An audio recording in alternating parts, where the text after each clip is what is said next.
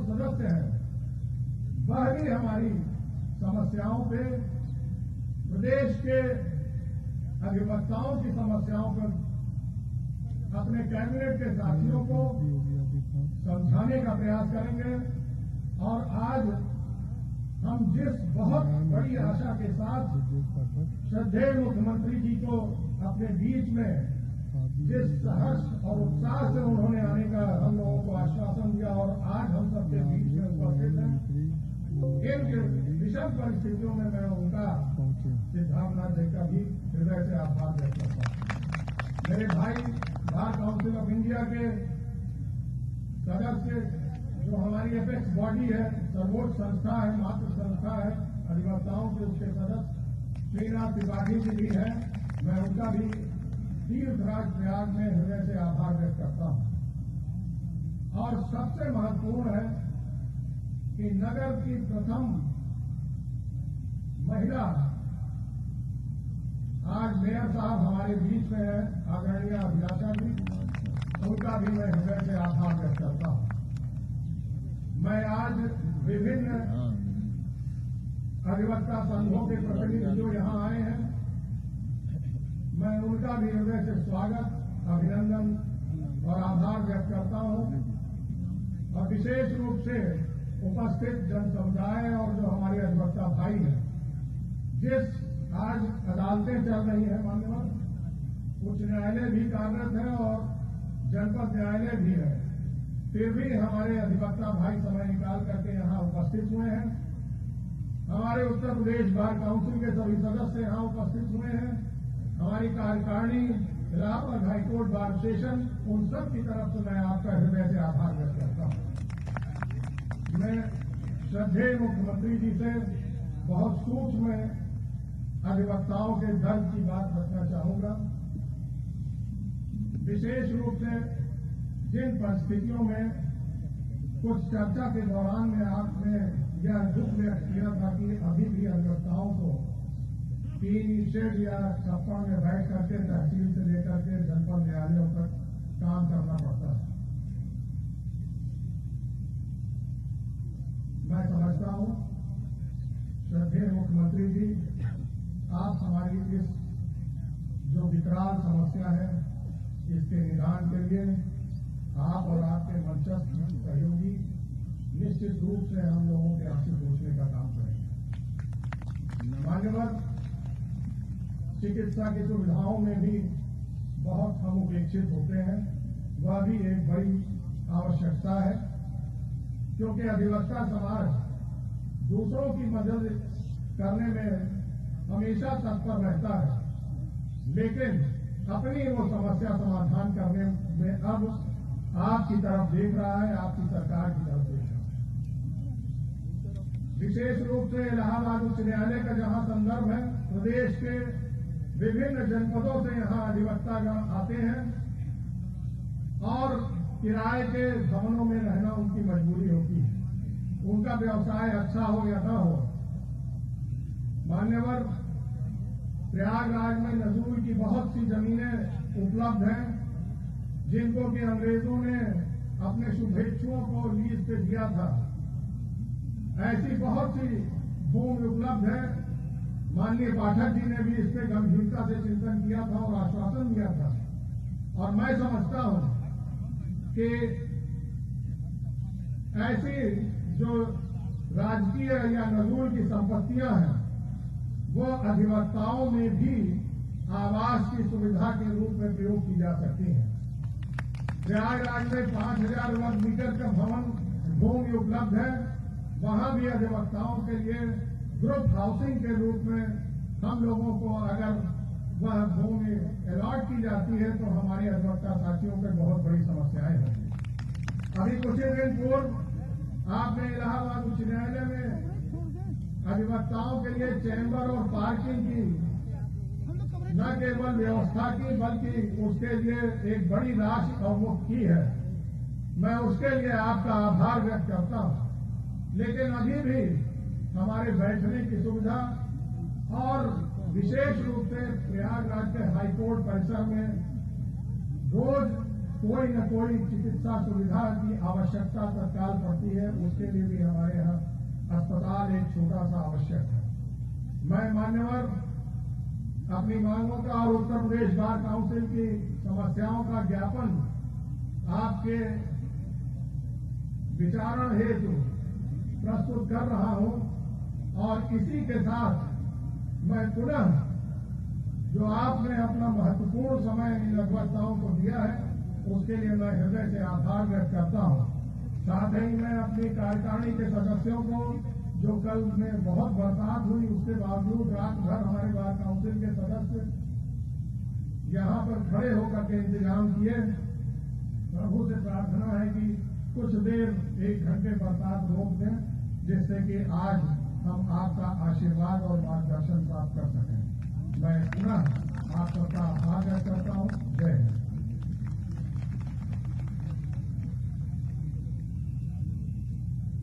धन्यवाद आदरणीय Amarendra Singh ji. Allahabad high court bar association का अपना इतिहास है। 1869 ईस्वी से लेकर आज तक इलाहाबाद बार एसोसिएशन ने चाहे वकील एसोसिएशन के रूप में और या 1957 में जब इलाहाबाद बार एसोसिएशन और वकील एसोसिएशन मिलकर एक हुई तब से लेकर पंडित मदन मोहन मालवीय से लेकर सर तेज बहादुर सप्रू से लेकर सतीश चंद्र बनर्जी से लेकर सच्चिदानंद सिन्हा जी तक मैं याद करना चाहता हूं पुरुषोत्तम दास टंडन जी को, मोतीलाल नेहरू, गोपाल स्वरूप पाठक जी, कैलाशनाथ काटजू जी। इलाहाबाद बार एसोसिएशन का बहुत बड़ा योगदान है।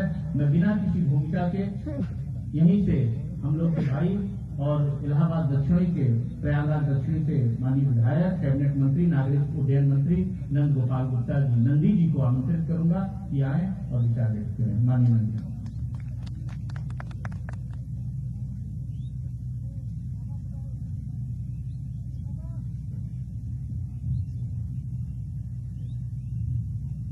आज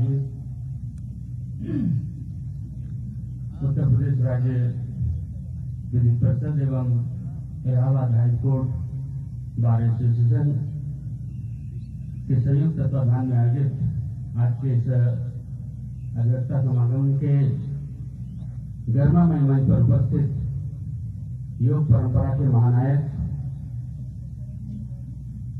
उत्तर प्रदेश को तेज गति से दिन दूना रात चौगुना जिस तरह से प्रगति कर रहा है, इसके नेतृत्व में ऐसे हमारे उत्तर प्रदेश के यशस्वी कर्मयोगी माननीय मुख्यमंत्री परम आदरणीय योगी आदित्यनाथ जी इस मंच पर उपस्थित हम सबके लिए प्रेरणा स्रोत बहुत ही सम्मानित पूर्व राज्यपाल आदरणीय केशरीनाथ त्रिपाठी जी, इस मंच में उपस्थित प्रदेश सरकार में हमारे सहयोगी माननीय मंत्रीगण श्री सिद्धार्थनाथ सिंह जी, श्री ब्रजेश पाठक जी,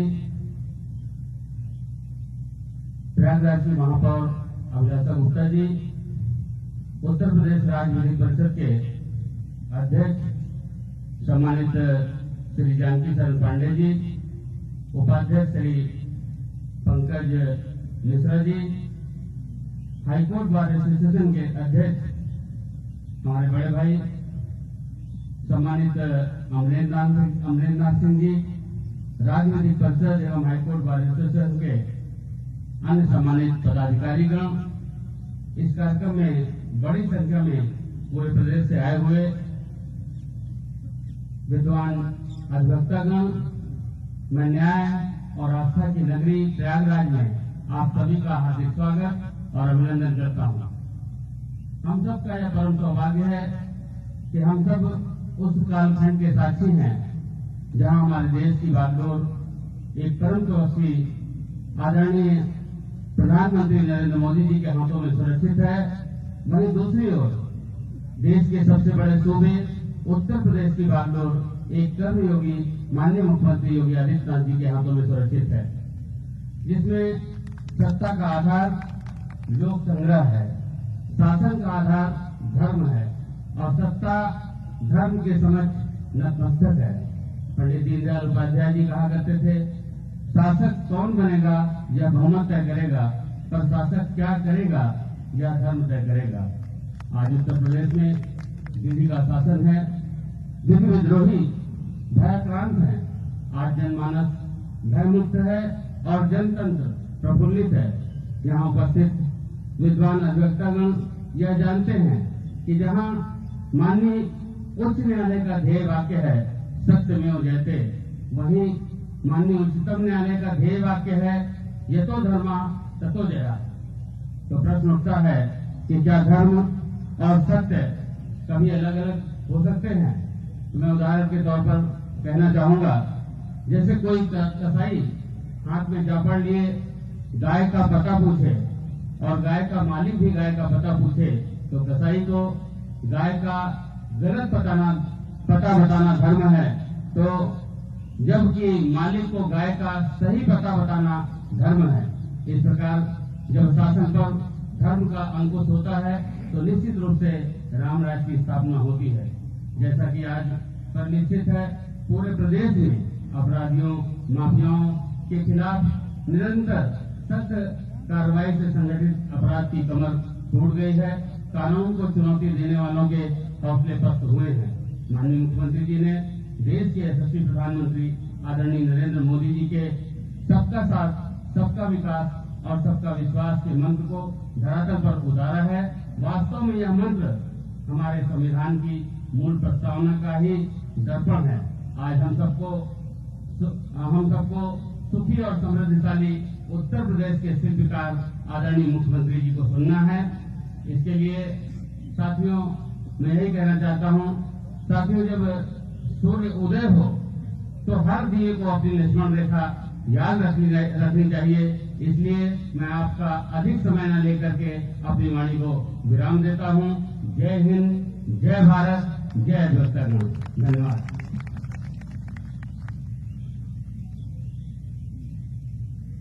धन्यवाद माननीय नंदी जी।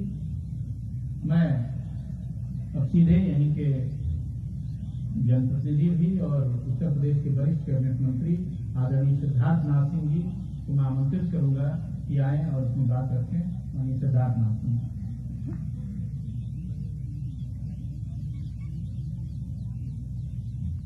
बहुत बहुत धन्यवाद।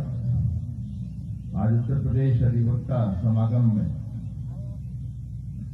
हमें अपने लोकप्रिय मुख्यमंत्री आदरणीय योगी आदित्यनाथ जी का स्वागत करने का मौका मिल रहा है और मुझे इस बात की भी खुशी है कि जिस प्रांगण में है वो एक प्रकार से मेरा घर भी है और इसलिए जो लोग यहाँ पे आए हैं वो सब मेरे अतिथि हैं, तो आप सबका भी मैं स्वागत कर रहा हूँ।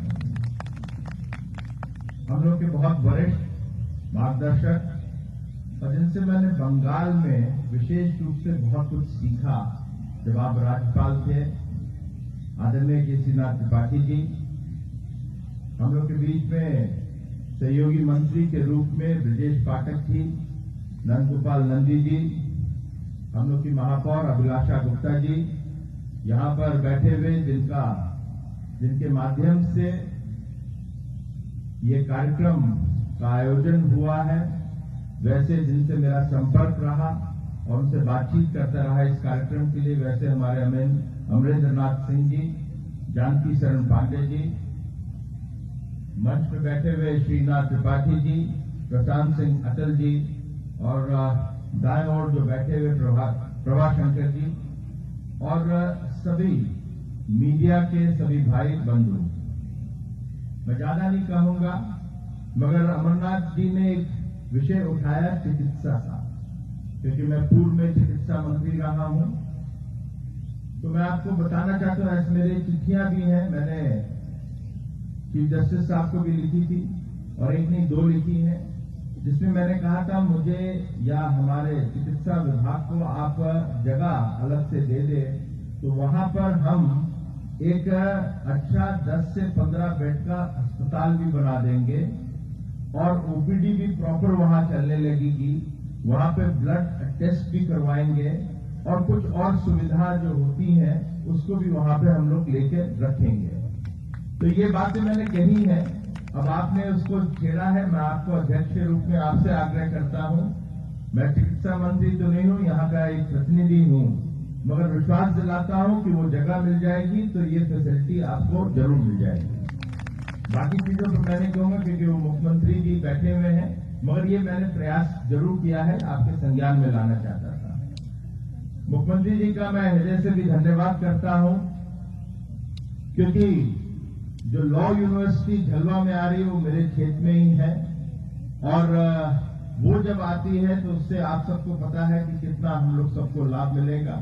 और विशेष रूप से जो रिसर्च का एक सेंटर बनता है, और रिसर्च के साथ जो आजकल एक युग चला आ रहा है, जिसके अंदर हम एक दूसरे को विदेश के कई ऐसे जजमेंट से उसके साथ लिंक कर सकते हैं, वो सब सुविधाएं यहाँ पे आ जाएगी, तो एक बड़ी चीज आएगी।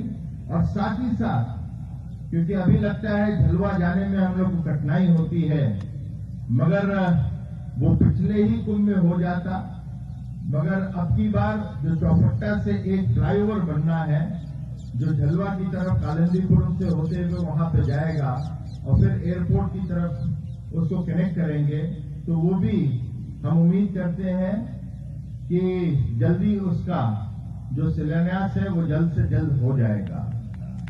साथ ही साथ एक बड़ी समस्या रहती थी पश्चिम उत्तर प्रदेश के लोगों की, और क्योंकि मैं मेरठ का भी प्रभारी था तो वहां से भी मैं जब जाता था तो वहां पे बड़ा आग्रह होता था, दबाव होता था, और मैं जनप्रतिनिधि यहीं से हूं कि वहां पे भी कुछ व्यवस्था होनी चाहिए।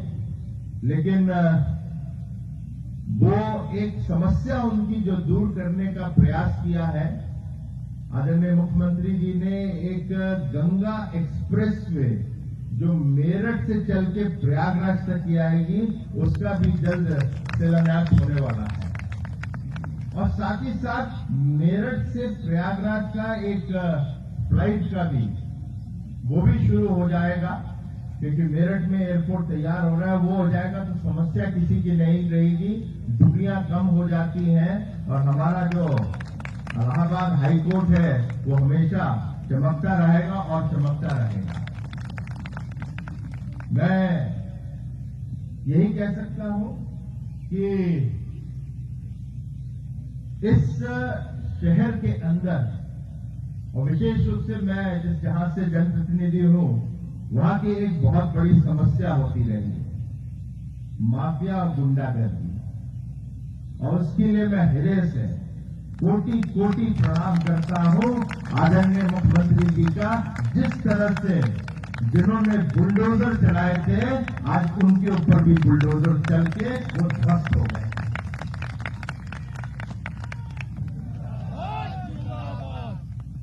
साथ ही साथ मैं ज्यादा नहीं कहते हुए अपनी बात को समाप्त यहां पे करता हूं, क्योंकि एमएसएमई के साथ निवेश निर्यात मंत्री भी हूं। कोविड मैनेजमेंट क्या होता है और कोविड मैनेजमेंट के अंदर सुशासन क्या होता है, कहीं उसका सही उदाहरण कोई लेगा तो योगी आदित्यनाथ जी से ही वो पाएगा, उससे बड़ा उदाहरण कोई हो ही नहीं सकता।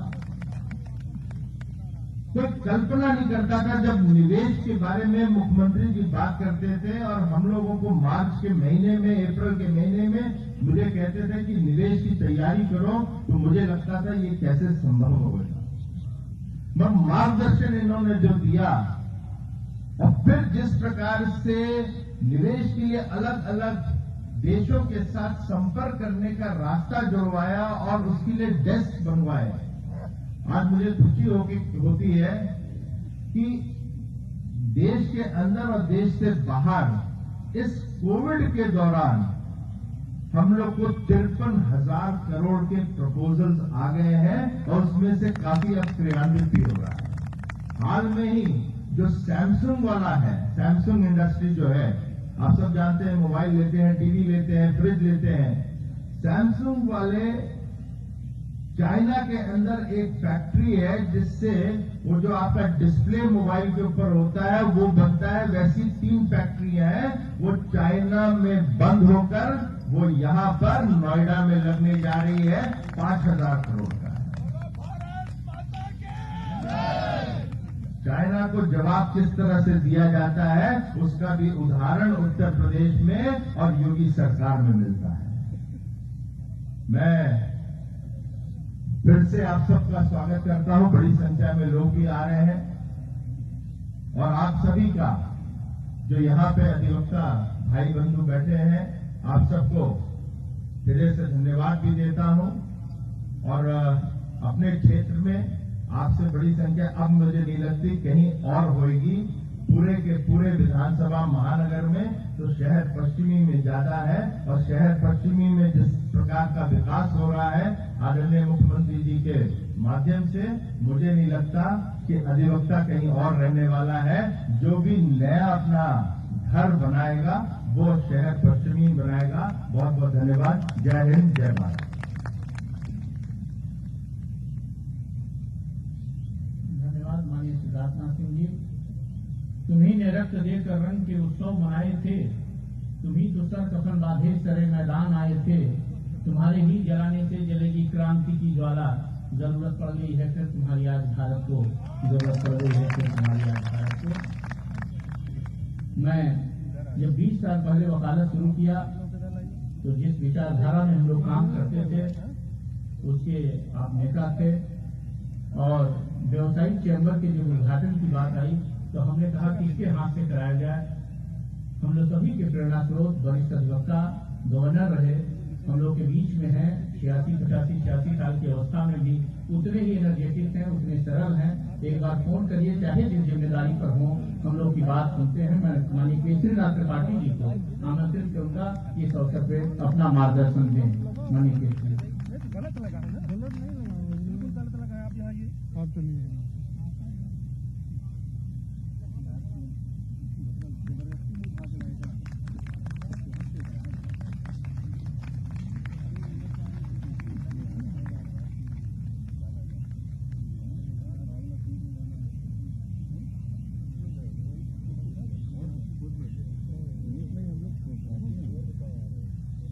आदरणीय मुख्यमंत्री श्री योगी आदित्यनाथ जी, मंच पर बैठे हुए प्रदेश के मंत्री श्री सिद्धार्थनाथ जी, श्री नंदगोपाल नंदी जी, इलाहाबाद उच्च न्यायालय बार एसोसिएशन के अध्यक्ष श्री अमरेंद्र नाथ जी, बार काउंसिल के अध्यक्ष श्री पांडे जी, और यहां उपस्थित बार काउंसिल और हाईकोर्ट बार एसोसिएशन के सभी पदाधिकारीगण, सदस्यगण, अधिवक्ता बंधुओं और बहनों, पत्रकार मित्रों, मैंने तो सोचा था कि आज मुख्यमंत्री जी का मार्गदर्शन प्राप्त करने वालों में मैं होऊंगा, लेकिन मुझे बुला लिया गया। मैंने इलाहाबाद हाईकोर्ट बार एसोसिएशन के अध्यक्ष के नाते और वैसे भी आप सबके बीच में रहने के कारण अधिवक्ताओं की समस्याओं को, विभिन्न समस्याओं को सुना और समझा है। अमरेंद्र नाथ जी ने उनमें से कुछ का उल्लेख किया। कोरोना काल में अधिवक्ताओं की पीड़ा बहुत उभर कर आई और उसके निदान के लिए माननीय मुख्यमंत्री जी ने यथासमय प्रयास भी किया, लेकिन आवास की व्यवस्था, एक स्थायी कुछ निश्चित आय की व्यवस्था, यह होना अभी शेष है। अब क्योंकि मुझे अवसर दिया गया कुछ कहने का, तो माननीय मुख्यमंत्री जी से एक निवेदन करना चाहूंगा। मैं बिना सरकार पर बोझ डाले हुए यदि हम दृष्टिपात करें तो उच्च न्यायालय में शिक्षा संबंधी मामले बहुत हैं। मैं शिक्षा आयोग बनाने की बात अभी नहीं कर रहा हूं, लेकिन एक छोटा सा अनुरोध जिसमें शासन के ऊपर वित्तीय भार भी नहीं पड़ेगा। उत्तर प्रदेश में जितने भी मान्यता प्राप्त और सरकार से सहायता प्राप्त इंटरमीडिएट कॉलेज हैं, सबकी प्रबंध समिति में एक एक अधिवक्ता की नियुक्ति परामर्श विधि परामर्शदाता के उसमें चल जाए। कम से कम 50,000 अधिवक्ताओं को अपनी प्रतिभा दिखाने का, अपनी योग्यता दिखाने का और काम मिल जाए। मैं इसमें समझता हूं कि शासन को विचार करने की आवश्यकता है, क्या निर्णय देंगे तो माननीय मुख्यमंत्री जाने। इसी प्रकार और भी संस्थाएं हैं जिसमें कार्यरत अधिवक्ता का समायोजन बिना वित्तीय भार के किया जा सकता है। और दूसरी चीज आवास की समस्या। आवास की समस्या एक बार समाधान करने हेतु मैंने प्रयास किया था, कुछ हुआ भी, लेकिन अधिवक्ताओं ने उस समय नहीं लिया था जो फ्लैट्स बने थे। अब ज्यादा आवश्यकता है, सस्ते दर पर आवास की व्यवस्था की जाए तो अच्छा होगा। बहुत से लोग गांव से आते हैं, शहरों में किराए पर रहते हैं तो कठिनाई होती है। कुछ इस दृष्टि से भी विचार करने की आवश्यकता है। मैं समझता हूं कि माननीय मुख्यमंत्री जी सारी समस्याओं पर ध्यान देंगे और इन्हीं शब्दों के साथ मैं अपनी वाणी को विराम देता हूं।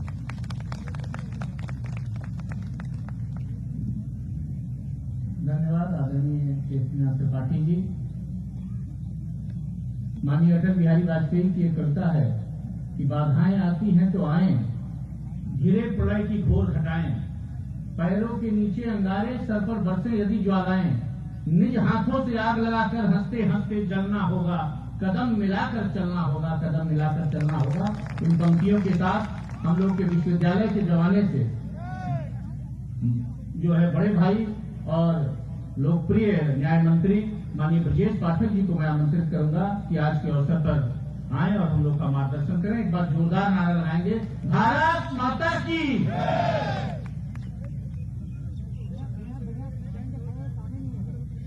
उत्तर प्रदेश के यशस्वी मुख्यमंत्री, लोकप्रिय मुख्यमंत्री आदरणीय योगी आदित्यनाथ जी, वरिष्ठ मंत्री हमारे बड़े भाई आदरणीय सिद्धार्थनाथ सिंह जी, आदरणीय Nand Gopal Gupta Nandi ji, bar council of India के सदस्य आदरणीय Srinath Tripathi ji, bar council UP के अध्यक्ष आदरणीय जानकी शरण पांडे जी, अध्यक्ष हाईकोर्ट बार एसोसिएशन आदरणीय अमरेंद्र सिंह जी, सचिव आदरणीय प्रभाशंकर मिश्र जी,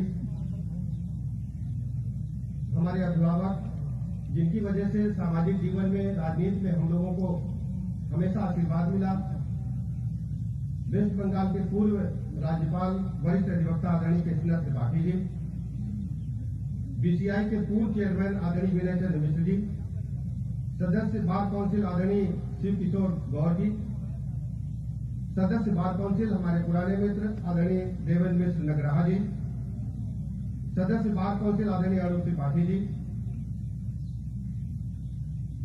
सदस्य बार काउंसिल आदरणीय जयनारायण पांडे जी, सदस्य बार काउंसिल आदरणीय पांचूराम मौर्य जी, सदस्य बार काउंसिल आदरणीय राकेश पाठक जी, सदस्य बार काउंसिल आदरणीय हरशंकर सिंह जी, हमारे पुराने साथी आदरणीय प्रदीप कुमार सिंह सदस्य बार काउंसिल, और जिनके संचालन में ये कार्यक्रम समागम चल रहा है ऐसे आदरणीय प्रशांत सिंह नटल जी हमारे छोटे भाई, आदरणीय शिशिर मल्होत्रा जी,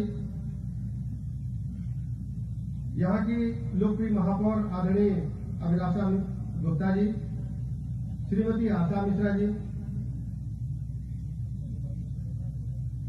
विभिन्न बार एसोसिएशन के सभी पदाधिकारी बंधुओं, हमारे हम सफर साथी अधिवक्ता मित्रों,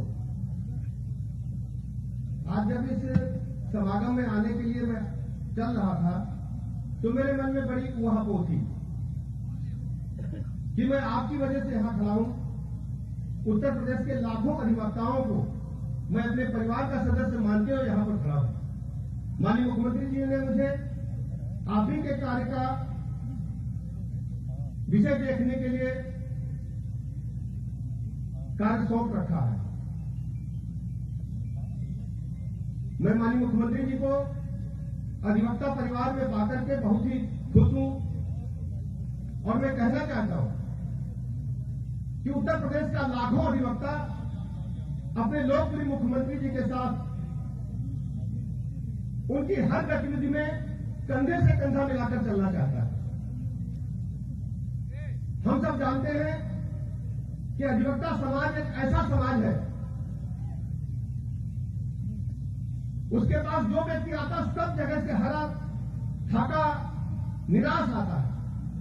यानी जितने भी मुकदमे विभिन्न अदालतों में चलते हैं उसमें अधिकतर मुकदमे 90-99% मुकदमे आपसी रिश्तेदारों से या नजदीकी लोगों से चलते हैं और उनसे निराश होकर के व्यक्ति दो जगह जाता है, या तो मंदिर में जाता है और मंदिर के बाद अधिवक्ता के घर जाता है।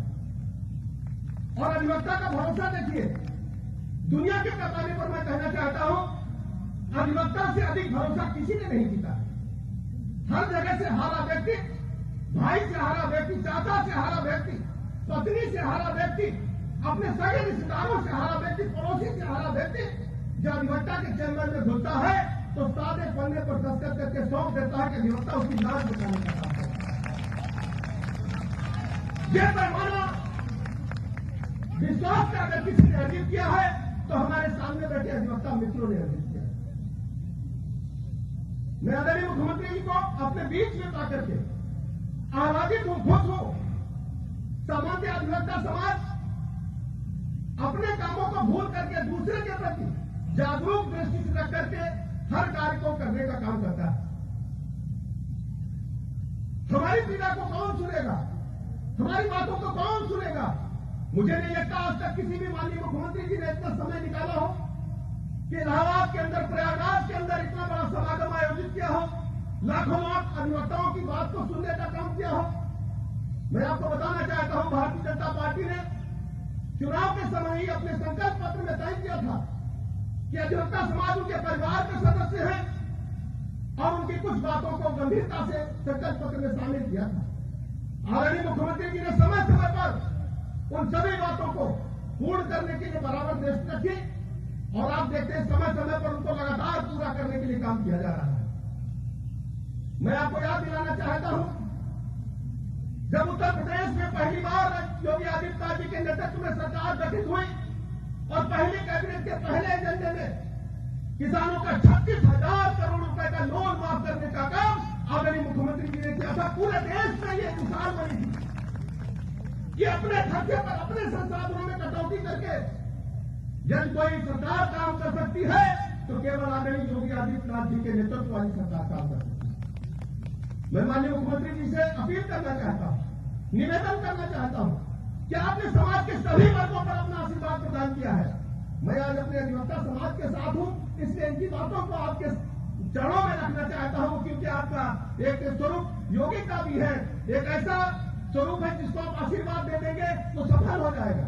मुझे पूरा उम्मीद है जो मांग पत्र हमारे अध्यक्ष जी ने मुझे सौंपा है, आदरणीय अमरेंद्र सिंह जी ने बार की तरफ से, एक काउंसिल की तरफ से, अपनी बार की तरफ से, उस पर हमारी सरकार गंभीरता से विचार करेगी। और मैंने पहले भी आश्वासन दिया था कि जो भी हमारे वकील साहब लोग हमारे सामने निवेदन किए हैं, हम गंभीरता से विचार करेंगे। आवास के मामले का हल हमने इनको बताया था, उस प्रोसेस में हम चलेंगे तो जरूर हमें सफलता मिलेगी। क्योंकि आदरणीय मुख्यमंत्री जी हमें तो घोषणा करने के लिए अधिकृत नहीं हूं, लेकिन उस विषय को माननीय मुख्यमंत्री जी के संज्ञान में लाकर के उस दिशा में हम लोग चलेंगे तो जरूर वकीलों को एक अच्छे स्तर पर आवास मिल सकेगा और उसमें हमारे ऊपर कोई विशेष लागत भी आने वाली नहीं है। मैं बहुत बहुत आभारी हूं आदरणीय मुख्यमंत्री जी का कि वो यहाँ पर पधारे। ज्यादा वक्त लेते हुए मैं उम्मीद करता हूं आदरणीय मुख्यमंत्री जी जरूर कुछ न कुछ आज ऐसा कहेंगे कि अधिवक्ताओं के हृदय में आज एक ऐसी बात बनेगी कि जो कोहरा और बरसात के कारण आप लोगों को असुविधा हुई, जो कष्ट हुआ है, जो ये जहां लोग बैठे नीचे कीचड़ है, सब भूल जाएंगे और माननीय मुख्यमंत्री जी जरूर कुछ ना कुछ आशीर्वाद देकर के ऐसा जाएंगे। मुझे लगता है कुछ कहेंगे, इसलिए मैं आपकी तरफ से सभी बातों को एक बात और कहना चाहता हूं, माननीय मुख्यमंत्री जी से कहना चाहता हूं, ये अधिवक्ता समाज जो बैठा है संख्या में भले ही आपको लग रहा कि कुछ हजार है, लेकिन प्रदेश में लाखों अधिवक्ता है। वो आपके लिए एकदम आशा भरी नजरों से देख रहा है और अधिवक्ता समाज की तरफ से मैं इस बात का भरोसा दिलाना चाहता हूं, अधिवक्ता वो गारंटी है, अगर एक बार फाइल पकड़ ली भले ही कितना कमजोर क्लाइंट हो या मजबूत क्लाइंट हो, फिर बदलने का काम नहीं करता। तो आज माननीय मुख्यमंत्री जी आपके भाई को पकड़ने वाले हैं, हमारी सरकार के भाई को पकड़ने वाले हैं। एक बार इनके हाथ में पत्रावली आ गई तो बदलने वाला अधिवक्ता समाज नहीं है। अंतिम क्षण तक आपकी बात को रखने का काम करेगा। इन्हीं लफ्जों के साथ दो बातें कहना चाहता हूं, दो लाइनें कहना चाहता हूं। किसी शायर ने कहा है, मगरूर जितने दरख्त थे वर्तमान राजनीतिक परिस्थितियों के लिए, मगरूर जितने दरख्त थे वे हैरत में पड़ गए, ऐसी चलिए आंधिया की जड़ से उखड़ गए। बहुत बहुत धन्यवाद।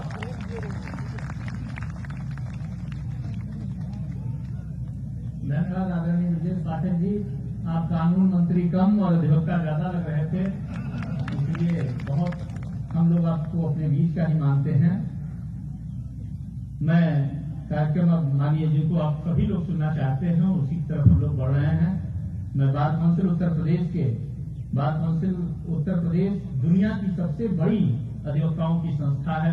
माननीय मुख्यमंत्री जी, अमेरिका में 50,000 वकील हैं, ब्रिटेन में 13,000 वकील हैं और पूरे उत्तर प्रदेश में 3.5 लाख वकील हैं। और उत्तर प्रदेश बार काउंसिल के चेयरमैन 1961 में जहां कन्हैयालाल मिश्रा जी रहे, जहां शांति भूषण साहब रहे, तमाम लोग रहे, बीसी मिश्रा जी बैठे ही हैं।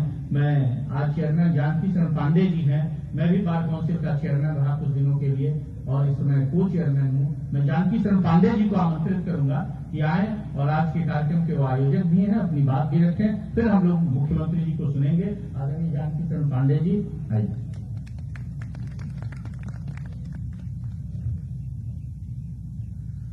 बहुत बहुत धन्यवाद। सर्वप्रथम प्रदेश के विभिन्न जनपदों से इस बरसात के मौसम में भी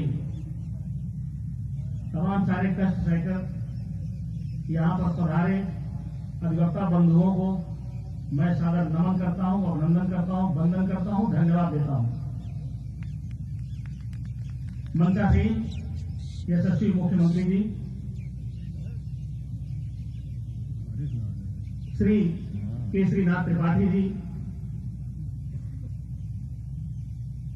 माननीय मंत्री श्री ब्रजेश पाठक जी, श्री सिद्धार्थनाथ सिंह जी, श्री नंद गोपाल गुप्ता नंदी जी,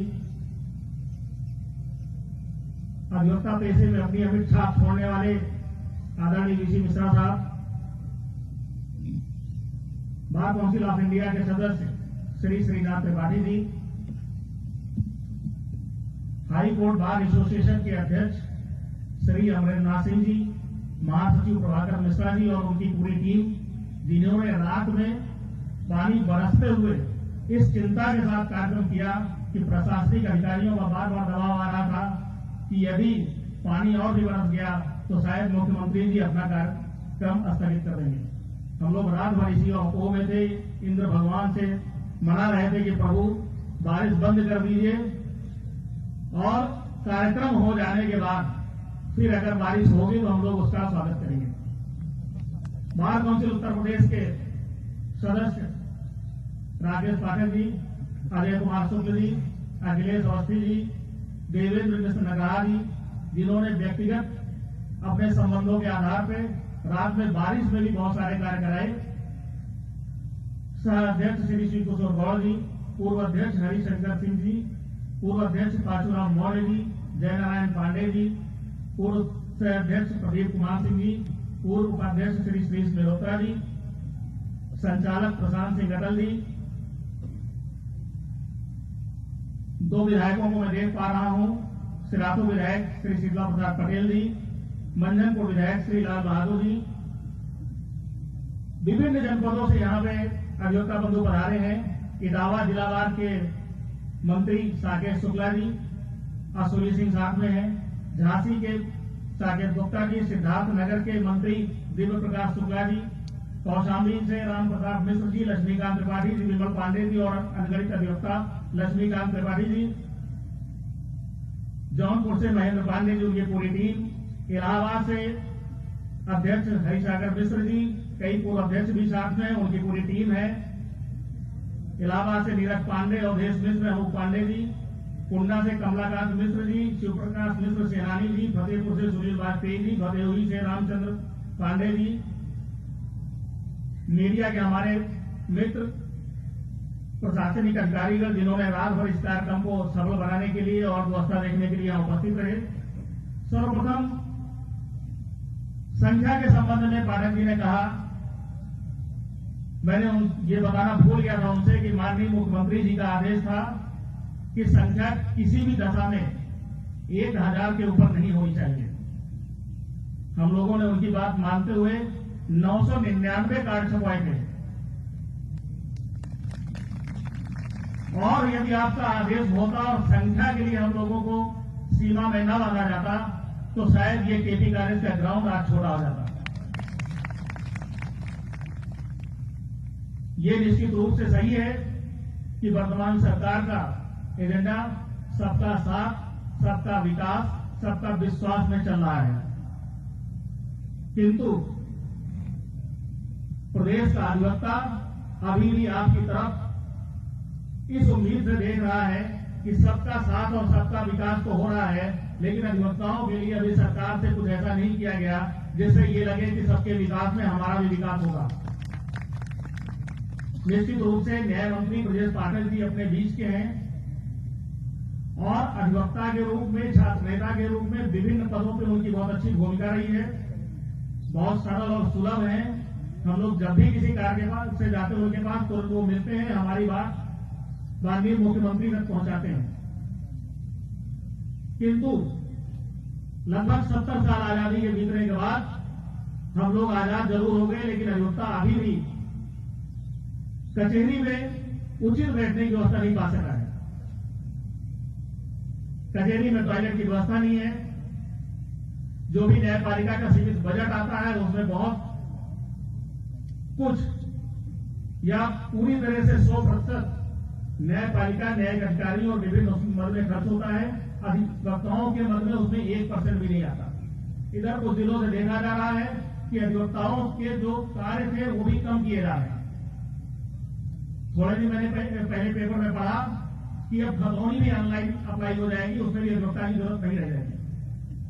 जाति प्रमाण पत्र, मृत्यु प्रमाण पत्र, आय प्रमाण पत्र आदि पहले से ऑनलाइन बनवाए जा रहे हैं। अधिवक्ताओं की भूमिका कम होती जा रही है। श्री केसरीनाथ त्रिपाठी जी ने बहुत सुंदर बात कही कि यदि विभिन्न संस्थाओं में सरकार की तरफ से एक अधिवक्ता रखने के लिए या विधि अधिकारी रखना अनिवार्य किए जाने से अगर हमारे लगभग 50-55 हजार अधिवक्ता समायोजित हो जाते हैं तो निश्चित रूप से सरकार का ये कदम अधिवक्ताओं के लिए मील का पत्थर साबित होगा। आज की स्थिति में कोई भी कंपनी बिना कंपनी सेक्रेटरी के नहीं चल सकती। हर कंपनी के लिए बाध्यता है कि एक कंपनी सेक्रेटरी रखेगी। मेरा माननीय मुख्यमंत्री से निवेदन है कि जिस तरह हर कंपनी के लिए एक कंपनी सचिव आवश्यक है, उसी तरह से किसी भी संस्था के लिए, चाहे फर्म हो, चाहे कंपनी हो, चाहे जिस टाइप की संस्था हो, विद्यालय हो, विश्वविद्यालय हो, वहां पे विधि अधिकारी का एक पैनल होना चाहिए और हमारे अधिवक्ता बंधु विभिन्न तरीके से उसमें शामिल हो सकेंगे और समाज को एक नई दिशा और न्याय दिला सकेंगे। साथ ही मैं माननीय मुख्यमंत्री जी से निवेदन करूंगा कि जिस तरह विभिन्न क्षेत्रों में पदों के सृजन हो रहे हैं, कार्य के अवसर पैदा किए जा रहे हैं, अधिवक्ताओं के कार्य के अवसर बढ़ाने की आवश्यकता है। विभिन्न ट्रिब्यूनल ऐसे बनाए गए जहां पे ये लिखा होता है कि अधिवक्ताओं की यहां पे आवश्यकता नहीं है। मुझे लगता है किसी भी न्यायिक प्रक्रिया में अगर अधिवक्ताओं को इसे हटा दिया जाएगा तो निश्चित रूप से न्याय नहीं हो पाएगा।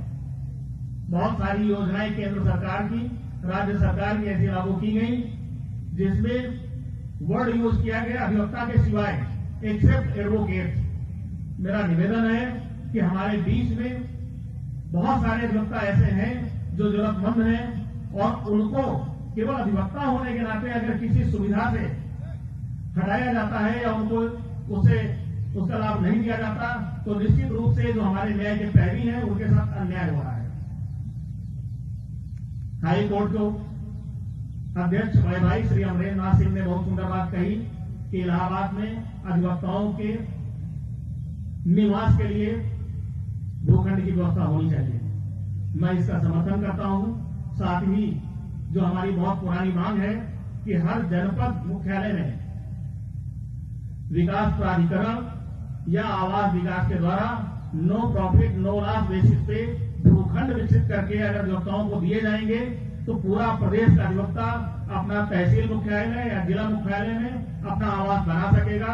स्थिति तो तब खराब होती है जब हमारे अधिवक्ता बंधुओं को जब किराए का मकान लेने के लिए जाते हैं तो उनको किराए के मकान भी नहीं मिलते, केवल इसलिए कि वो अधिवक्ता है। बैंक हमें लोन नहीं देता क्योंकि हम अधिवक्ता हैं। बहुत सारी स्थितियां हमारी इसलिए खराब होती है कि हम अधिवक्ता हैं। मेरा आपसे विनम्र निवेदन है कि अधिवक्ता किसी भी दशा में अधिवक्ता होने के साथ साथ समाज का एक जागरूक नागरिक भी है। तो अगर अधिवक्ता होने के नाते हमें कोई सुविधा नहीं मिल सकती तो हमें नागरिक होने के नाते वो सुविधा मिलनी चाहिए जो आम नागरिक इसके लिए हकदार हैं।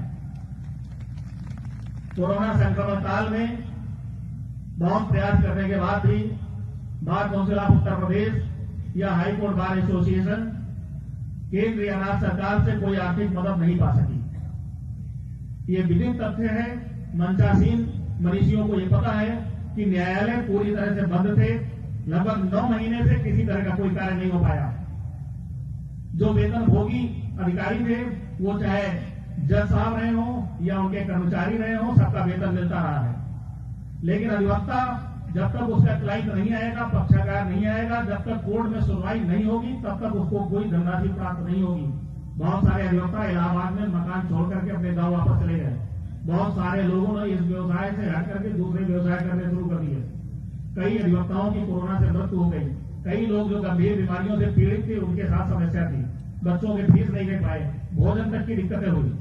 मैं ये नहीं कहता हूं कि हमारा अधिवक्ता बिल्कुल निम्न कोटि का अपराधी है, किंतु हमारे बीच भी इस तरह के अधिवक्ता भाई हैं जिनकी जरूरतें भी इस कोरोना काल में पूरी नहीं हो सकी। माननीय उच्च न्यायालय ने एक रिट पिटीशन में आदेश दिया, उसके बावजूद भी हम लोगों को कोई सहायता नहीं मिल पाई। मेरा आपसे विनम्र निवेदन है कि कोरोना काल को देखते हुए जो भी इलाहाबाद हाईकोर्ट बार एसोसिएशन ने अपने स्तर पर अपने सदस्यों को सुविधा पहुंचाई है, मदद की है।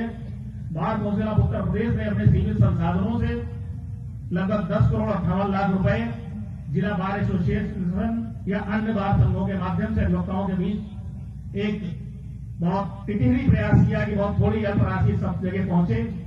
कोरोना से जो प्रभावित लोग थे उसको बार काउंसिल ने अधिवक्ताओं को 25,000 रुपए देने का प्रयास किया। मुझे लगता है कि अगर आपकी कृपादृष्टि हो जाएगी तो निश्चित रूप से अधिवक्ता लाभान्वित होगा। पड़ोस के कुछ प्रदेशों में, वो चाहे राजस्थान हो या दिल्ली हो, बहुत छोटे राज्य हैं। उत्तर प्रदेश की तुलना में वहां पे अधिवक्ताओं की संख्या बहुत सीमित है।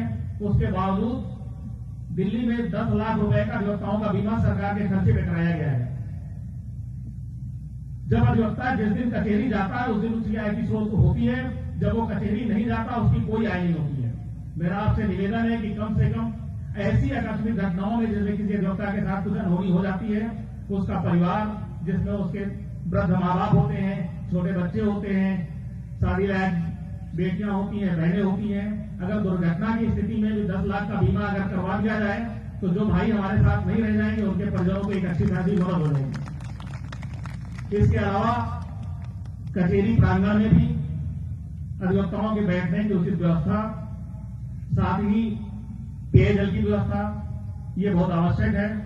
जो अधिवक्ता हमारे रूप से कमजोर हैं, अपंग हैं या आयु उनकी इतनी हो गई है कि वो कचहरी नहीं जा पाते, उनको जीवन निर्वाह भत्ता के रूप में कम से कम 10,000 रुपए प्रत्येक अधिवक्ता अगर दे दिया जाए तो हमारा अधिवक्ता जो जीवन भर न्यायपालिका में न्याय दिलाने के लिए अपना पूरा जीवन यहाँ पे चुका देता है, वो कम से कम अपने अंतिम जीवन के क्षण सुखद रूप से बिना किसी के सामने हाथ फैलाए जीवन गुजार सकेगा। श्री अमरेंद्र सिंह जी ने जो प्रपत्र वहां सौंपा है उसमें निश्चित रूप से कई बातें उन्होंने हाई कोर्ट बार के सदस्यों के हित के लिए कही है। मैंने बहुत छोटी छोटी 2-4 चीजें लिखी थी। ट्रस्टी कमेटी में अभी हम लोगों को परिपक्वता धनराशि 1.5 लाख रुपए मिलती है। भारतीय जनता पार्टी के लोक संकल्प पत्र में ये संकल्प लिया गया था कि यदि सरकार बनेगी तो हम इस धनराशि को 1.5 लाख से 5 लाख रुपए कर देंगे। मेरा निवेदन है कि सरकार बने हुए काफी समय हो गया है, अगर उसको 5 लाख रुपए कर दिया जाएगा तो हमारा अधिवक्ता बहुत पसंद होगा और उसके अपनी सदस्यता का उसको लाभ मिल जाएगा। बहुत सारी चीजें मैंने इसमें लिखी है। माननीय मुख्यमंत्री जी की तरफ से केवल 1 घंटे का समय दिया गया था, जो लगभग पूरा होने वाला है। हम लोग उनके मुखारबिंद से आशीर्वचन सुनने के लिए तैयार हैं। मैं अमरेंद्र नाथ सिंह जी से निवेदन करूंगा कि आए और पूरे प्रदेश के अधिवक्ताओं के लिए जो हम लोगों ने मांग पत्र लिखा है उसको मेरे साथ माननीय मुख्यमंत्री जी को देने में सहयोग करें। मैं पुनः इस कार्यक्रम में पधारे दूर से आए सभी अधिवक्ताओं का पूरा धन्यवाद देता हूं, अभिनंदन करता हूं। बहुत बहुत धन्यवाद।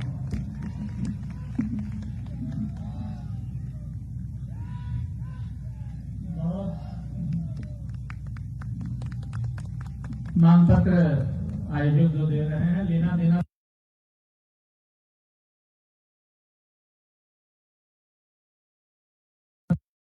को स्मृति चिन्ह देकर हाईकोर्ट बार एसोसिएशन की तरफ से और उत्तर प्रदेश बार काउंसिल की तरफ से सम्मानित करें। अमरेंद्र नाथ सिंह जी और जानकीकृष्ण पांडे जी।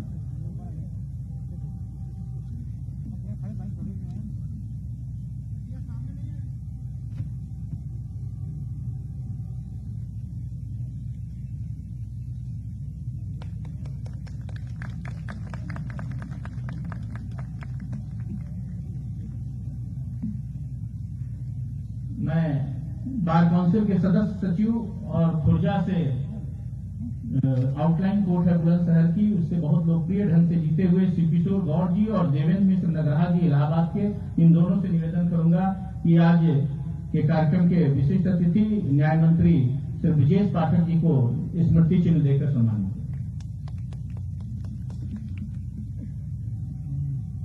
श्री जयनारायण पांडे जी जो लखनऊ से आते हैं और राकेश पाठक जी जो सह-अध्यक्ष हैं, दोनों लोग सह-अध्यक्ष हैं बार काउंसिल के इलाहाबाद के। मैं इन दोनों लोगों से निवेदन करूंगा, ये माननीय श्री किशोर गौड़ जी और देवेंद्र मिश्र नगरहा जी स्मृति चिन्ह देकर सम्मानित कर रहे हैं।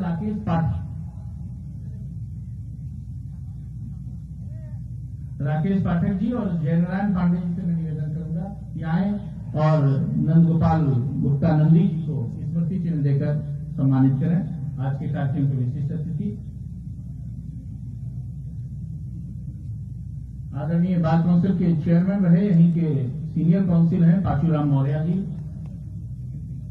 और अरुण कुमार त्रिपाठी जी,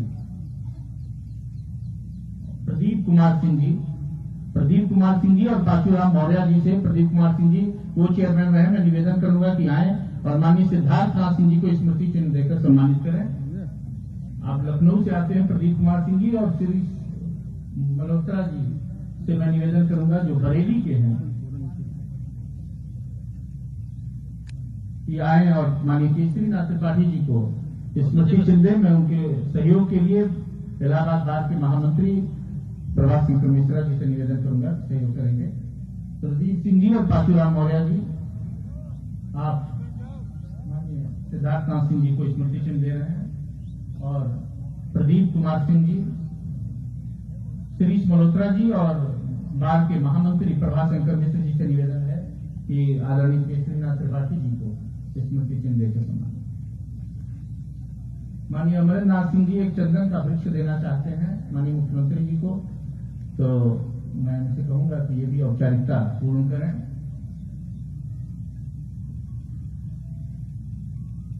आहुति बाकी यज्ञ अधूरा, अपनों के विघ्नों ने घेरा, अंतिम जय का वज्र उड़ाने 9 दधीच हड्डियां जलाएं, आओ फिर से दिया जलाएं, आओ फिर से दिया जलाएं। मैं सभी बहुत भव्य कार्यक्रम कोविड के बावजूद और तरह तरह की बातें हुई हैं, हम लोग आभार भी व्यक्त करते हैं, मांग भी करते हैं। 5871 करोड़ रुपया पिछली बजट में न्याय जगत को जब माननीय मुख्यमंत्री जी ने दिया, रातों रात चीजें बदलती नहीं हैं। उत्तर प्रदेश में 22 में से 9 मुख्यमंत्री वकील रहे हैं। गोविंद वल्लभ पंत जी पहले मुख्यमंत्री भी वकील थे और तमाम लोग वकील रहे जिनका मैं नाम नहीं लेना चाहता, उत्तर प्रदेश के मुख्यमंत्री रहे। लेकिन एक संत जब उत्तर प्रदेश की कमान जिनके हाथ में आई, और ये कोई बात ये नहीं है कि कौन यहां बैठा है और कौन नहीं बैठा है। सड़क पर फुटपाथ पर रहने वाला व्यक्ति भी यह जानता है। उत्तर प्रदेश में जितनी लोकप्रियता माननीय योगी आदित्यनाथ जी आपकी है, जो विश्वसनीयता गरीब से गरीब आदमी के बीच में आपकी है, वो कायम रहनी चाहिए और कायम है। ये सबसे बड़ी उपलब्धि उत्तर प्रदेश की जनता की है कि आप जैसा ईमानदार, आप जैसा बेदाग, आप जैसा चरित्रवान, आप जैसा राष्ट्रभक्त मुख्यमंत्री उत्तर प्रदेश ने पाया। और मैं अधिवक्ताओं के लिए कहना चाहता हूं, शायद हमको कभी कभी लगता है कि मांग करना चाहिए कि नहीं करना चाहिए, लेकिन तमाम बातें हुई है, शायद कोई हिम्मत ये कर पाए तो ये यही मुख्यमंत्री कर सकते हैं कि उत्तर प्रदेश की सारी कचहरियां, सारे तहसील तीन मुक्त, मड़ई मुक्त, छपरा मुक्त और थपड़ा मुक्त होगा। ऐसा हो सकता है कि नहीं हो सकता? क्योंकि आपने 13 करोड़ आवास दिए हैं हिंदुस्तान में, क्योंकि आपने 65 करोड़ लोगों को जनधन योजना में अकाउंट खुले हैं, जिनके पैरों में चप्पल नहीं थे वो वातानुकूलित बैंकों में चले गए। 7-7, 8-8 करोड़ लोगों को उज्ज्वला योजना में गैस चूल्हा मिला है। ये भी सच है कि जहां पगडंडी नहीं थी वहां 6 लेन सड़कें हो गई। तो शायद वकीलों की भी किस्मत बदले। 12 करोड़ शौचालय देश में बनाने वाली सरकार है और ऐसा लोकप्रिय मुख्यमंत्री हैं, देश के प्रधानमंत्री मोदी जी हैं, तो कम से कम उत्तर प्रदेश के वकील ये धृष्टता कर सकते हैं कि आप आज नहीं, कल नहीं, जब भी आपको अच्छा लगे उत्तर प्रदेश की कोई कचहरी अब हम 3 में, मड़ई में, छपरा में, थपड़ा में नहीं बैठेंगे। ऐसी अपेक्षा हमारे मन में हो रही है। मैं आमंत्रित करना चाहता हूं आदरणीय मुख्यमंत्री जी को, जिनको हम सभी लोग सुनना चाहते हैं। शायद आप रोक नहीं लगाते तो न जाने कितनी भीड़ हो जाती। सब लोग आपको सुनना चाहते थे। वर्किंग डे के बावजूद बड़े वरिष्ठ वकील जिनके तमाम केसेस लगे हुए, लास्ट वर्किंग डे चल रहे हैं, सब आपके बीच में हैं। हम आपका मार्गदर्शन चाहते हैं। मैं सादर, विनम्रता पूर्वक, आदर पूर्वक माननीय मुख्यमंत्री जी को मार्गदर्शन के लिए आमंत्रित करता हूं। बहुत आइए माननीय मुख्यमंत्री जी हम लोग का मार्गदर्शन।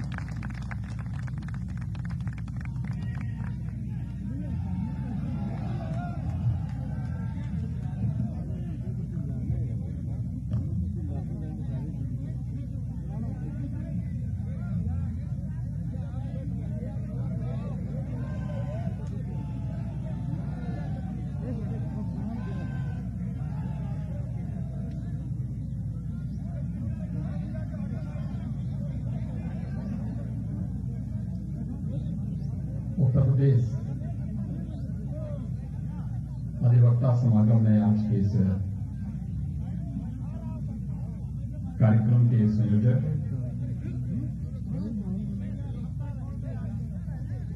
उत्तर प्रदेश बार काउंसिल के अध्यक्ष सम्मानित श्री जानकी शरण पांडे जी, प्रदेश सरकार में मेरे सहयोगी मंत्रीगण, विधि और न्याय मंत्री श्री ब्रजेश पाठक जी, सूक्ष्म लघु मध्यम उद्यम और निर्यात प्रोत्साहन के मंत्री श्री सिद्धार्थनाथ सिंह जी, प्रदेश के नागरिक उड्डयन और अल्पसंख्यक कल्याण विभाग के मंत्री श्री नंद गोपाल नंदी जी, पूर्व राज्यपाल और वरिष्ठ अधिवक्ता सम्मानित श्री केसी नाथ त्रिपाठी जी,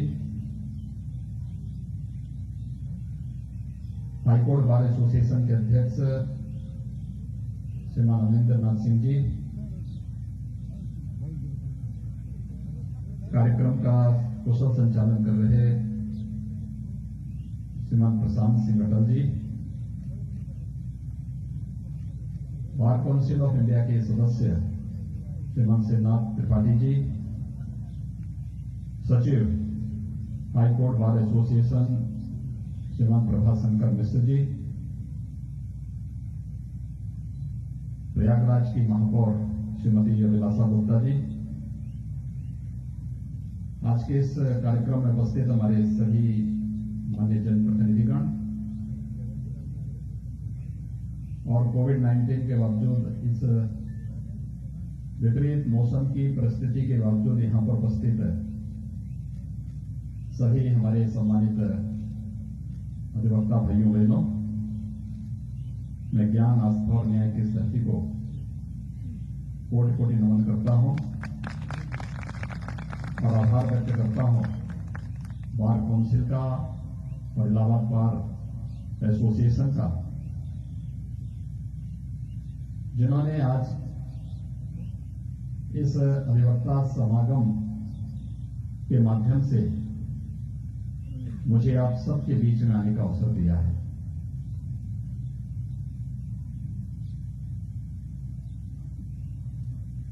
कार्यक्रम भी जल्दी में बना, लेकिन मौसम की विपरीत परिस्थिति थी और मुझे जानकारी भी मिली थी कि रात्रि भर यहां बारिश पड़ी है, मौसम विपरीत था। प्रातःकाल भी हम लोग इस बात को देख रहे थे कि 10 बजे तक इस बात में बहुत असमंजसता थी कि पता नहीं प्रयागराज के कार्यक्रम में हम संगम नगरी पहुंच पाएंगे या नहीं पहुंच पाएंगे।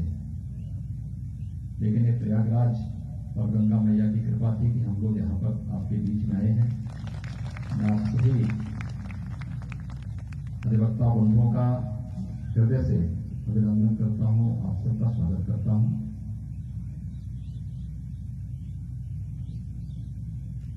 अधिवक्ता समाज, जैसे हमारे विधि और न्याय मंत्री ने कहा, ही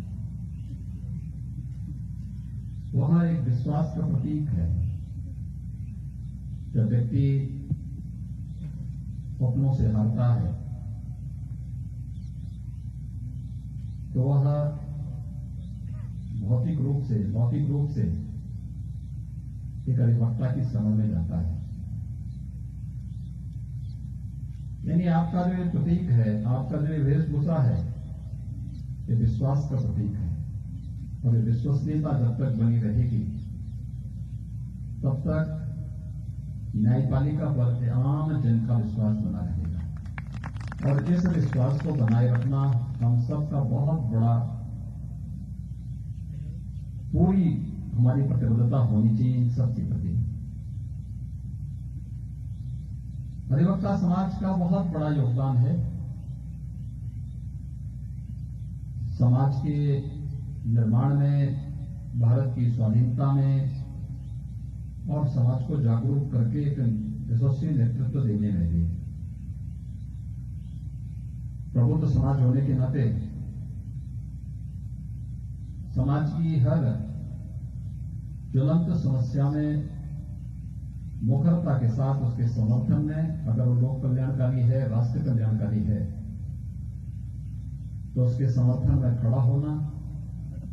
अगर वह लोक कल्याणकारी नहीं है, राष्ट्र कल्याणकारी नहीं है, तो उसके विरोध में मुखर होकर के आवाज भी उठाना और उस व्यवस्था को एक नेतृत्व देने के लिए अधिवक्ता समाज ने सदैव से एक बड़ी भूमिका का निर्वहन किया है।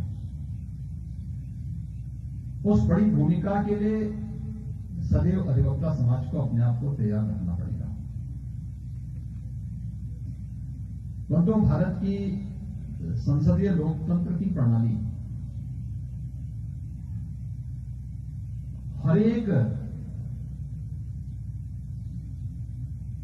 इस व्यवस्था के जो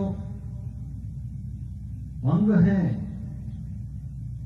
उसके लिए एक लक्ष्मण रेखा है और जब तक एक दूसरे का सम्मान करते हुए हम अपनी लक्ष्मण रेखा का पालन कर रहे हैं तो भारत का लोकतंत्र यशस्वी होता हुआ आगे बढ़ेगा, दुनिया के सामने उदाहरण प्रस्तुत करता हुआ दिखाई देगा। लेकिन जब भी कोई संस्था अपनी सीमाओं का अतिक्रमण करते हुए जबरन करने का प्रयास करेगी तो स्वाभाविक रूप से न केवल संसदीय लोकतंत्र आहत होगा बल्कि आम जन की भावनाएं भी आहत होती दिखाई देंगी और इसका ध्यान हम सबको रखना होगा, क्योंकि व्यवस्था, समाज की व्यवस्था हो या राष्ट्र की व्यवस्था, वो एक सामूहिकता का एक समन्वय है। वह हम सबके एक टीम वर्क का परिणाम है और टीम वर्क जब भी दिखाई देता है आप व्यक्तिगत जीवन में देखते होंगे, जो आपका पारिवारिक जीवन है उसमें आप इस बात को अनुभव करते होंगे। आप जब किसी अन्य अधिवक्ता के अपने दिन प्रतिदिन के जीवन में देखते होंगे, वो आपका सामाजिक जीवन हो गया या फिर राष्ट्रीय जीवन में आप देखते होंगे। ये टीम वर्क है जो हम सबको एक साथ आगे बढ़ने के लिए प्रेरित करता है। हम मिलकर के जब एक सामूहिक प्रयास करते हैं तो उसके परिणाम भी हम सबके सामने आते हैं। और मुझे प्रसन्नता है कि पिछले 9 महीनों से यह देश भी और पूरी दुनिया भी वैश्विक महामारी कोरोना के खिलाफ एक बड़ी लड़ाई लड़ रहा है। इस सदी की सबसे बड़ी महामारी का हम सामना कर रहे हैं। और मैंने इसीलिए बार काउंसिल से और बार एसोसिएशन से जुड़े हुए जब हमारे दोनों अध्यक्षगण मेरे सामने आए थे तो मैंने दोनों से ही आग्रह किया था। मैंने कहा देखिए, मुझे आने में कोई समस्या नहीं है, हम समय निकाल देंगे, लेकिन पहली शर्त तो होनी चाहिए कि हम लोग कोविड-19 की उस गाइडलाइन का पालन करते हुए ज्यादा संख्या में हो, एक सीमित संख्या होगी, आवश्यकता पड़ेगी हम उसको वहां से लाइव करवा देंगे। वहां से हर एक जनपद में उस कार्यक्रम को वहां पे प्रसारण की व्यवस्था हो जाएगी। लेकिन एक जगह ज्यादा जमावड़ा जब होगा तो स्वाभाविक रूप से उसकी एक कोविड-19 के संक्रमण को वो मदद कर सकता है। इसलिए हमें कोविड-19 के संक्रमण को हर एक स्तर पर तोड़ना है। और मुझे बताते हुए प्रसन्नता है, पता नहीं अन्य लोग किस रूप में इसको समझते होंगे, लेकिन मैं इस प्रयागराज में बताते हुए मुझे प्रसन्नता है कि देश के अंदर सबसे बड़ी आबादी का राज्य होने के बावजूद उत्तर प्रदेश ने कोविड प्रबंधन में सबसे अच्छा परिणाम पूरे देश के अंदर दिया है। कोविड प्रबंधन में आदरणीय प्रधानमंत्री जी का जो मार्गदर्शन था, हम लोगों ने उसको अक्षरशः प्रदेश के अंदर लागू किया। आज से 2 महीने पहले प्रदेश के अंदर 68,000 एक्टिव केस कोरोना के थे। और भाइयों बहनों, मुझे बताते हुए प्रसन्नता है, जो एक टीम वर्क प्रदेश के अंदर हुआ है, आज उसका परिणाम है आज के दिन पर 18,000 से कम पॉजिटिव केस उत्तर प्रदेश के अंदर है, मात्र 18,000। देश के अंदर सर्वाधिक टेस्ट करने वाला राज्य उत्तर प्रदेश है। पॉजिटिविटी रेट सबसे कम, सबसे मौतें कम। अगर दिल्ली से हम इसकी तुलना करें, उत्तर प्रदेश की आबादी है 24 करोड़ की और कुल कोविड से मौत हुई है पिछले 10 वर्षों में कुल 8,000। और दिल्ली की आबादी है 2.25 करोड़ और मौत हुई है 10,000। आप अनुमान कर सकते हैं कोविड प्रबंधन किस तरीके से उत्तर प्रदेश ने इतने बड़े राज्य को बचाने के लिए किया है। यह एक बेहतरीन उदाहरण है जो आज उत्तर प्रदेश प्रस्तुत कर रहा है देश के सामने भी और दुनिया के सामने भी। और यही कारण है, कम से कम महत्वपूर्ण संस्थाओं में बैठे हुए लोगों को इस बात की जानकारी होनी चाहिए कि दुनिया के अंदर कोविड प्रबंधन के लिए WHO जो दुनिया की शीर्ष संस्था है स्वास्थ्य की, वह भी उत्तर प्रदेश के कार्यों की सराहना करने से अपने आप को रोकती नहीं है। उत्तर प्रदेश ने बेहतरीन प्रबंधन किया है। अगर जिसको ये दिखाई नहीं देता, कम से कम वो सब पब्लिक डोमेन में है, उसको देखें और उसको एक बार जानेंगे तो उन्हें बहुत कुछ नजर आ जाएगा कि उत्तर प्रदेश में कोविड प्रबंधन में क्या कुछ किया गया है। लेकिन ये सब संभव हो पाया है प्रधानमंत्री मोदी जी के मार्गदर्शन में और आप सभी लोगों के सामूहिक सहयोग और प्रयास से। अकेले सरकार कुछ नहीं कर पाती अगर हमें समाज के प्रबुद्ध जनों का सहयोग नहीं मिलता। अगर हमें एक सामान्य नागरिक, शासन की टीम काम कर रही थी, प्रशासन काम कर रहा था, हमारे स्वास्थ्य कर्मी काम कर रहे थे, हमारे स्वच्छता कर्मी काम कर रहे थे, हमारे पुलिस के जवान काम कर रहे थे, लेकिन इन सब के साथ सबसे बड़ी भूमिका थी पब्लिक की, जो उस अनुशासन के साथ जुड़ करके कार्य कर रहा था। और ये अनुशासन हमें तभी देखने को मिला था जब 22 मार्च को जनता कर्फ्यू का आयोजन किया गया था। आपने देखा होगा जनता कर्फ्यू में एक एक व्यक्ति उसमें सहभागी बना था, प्रत्येक ने सहयोग किया था और सबने संकल्प लिया था कि हम इस महामारी के खिलाफ लड़ेंगे। और मुझे लगता है इस सदी की सबसे बड़ी महामारी का सफलतापूर्वक मुकाबला, आंकड़े अगर आप उठा करके देखेंगे, क्योंकि आप अधिवक्ता हैं, आपको हर एक स्तर पर न्यायपालिका में भी और न्यायपालिका के बाहर भी बहस करना पड़ता है, मुद्दों को देखना पड़ता है। और मैं चाहूंगा एक बार आकलन करिए, देखिए सामान्य दिनों में कितनी मौतें होती थी और कोविड-19 की इस महामारी के दौरान मौत के आंकड़ों में कितना परिवर्तन आया है। अगर आप ये देखेंगे तो सामान्य दिनों की तुलना में कम मौतें हुई हैं और ये आंकड़े इस बात को प्रदर्शित करते हैं कि लड़ाई हमारी बहुत अच्छी दिशा में जारी है। भारत कोविड के खिलाफ अपनी लड़ाई को विजयी की ओर लेके जा रहा है और अगले महीने जब कोविड-19 का वैक्सीन आएगा तो फिर हर एक व्यक्ति तक व्यवस्थित तरीके से उसे पहुंचाने की कार्रवाई किसी तर्ज पर हम लोग करने की तैयारी कर चुके हैं। ये कोविड-19 के खिलाफ लड़ाई ये केवल एक आपदा के खिलाफ लड़ाई नहीं, मुझे लगता है इसने हमें बहुत कुछ जानने सीखने का अवसर भी दिया है।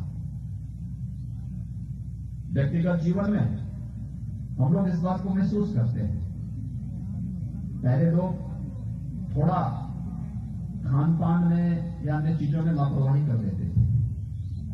कोई भी कहीं मिलता था, कहीं भी किसी के साथ मिलकर के कोई गले मिलता था, कोई हाथ मिला रहा है तो ठीक बात है, एक सामान्य शिष्टाचार होता था, सामान्य चीजें होती थी।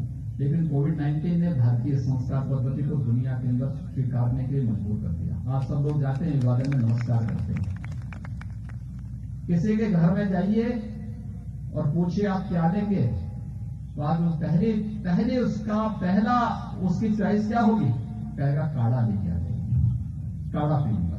अब वो नहीं मांगेगा कि मुझे कोई ड्रिंक चाहिए, उसकी पहली पसंद काढ़ा होती है। तो काढ़ा भारत पता नहीं, तो यहां पे तो महर्षि भारद्वाज का आश्रम भी है। प्रयागराज तो पिछले यानी दुनिया ने जब सभ्यता और संस्कृति नहीं सीखी थी तब प्रयागराज ने ज्ञानोदय का प्रकाश प्रयागराज की धरती ने दुनिया को दिया था।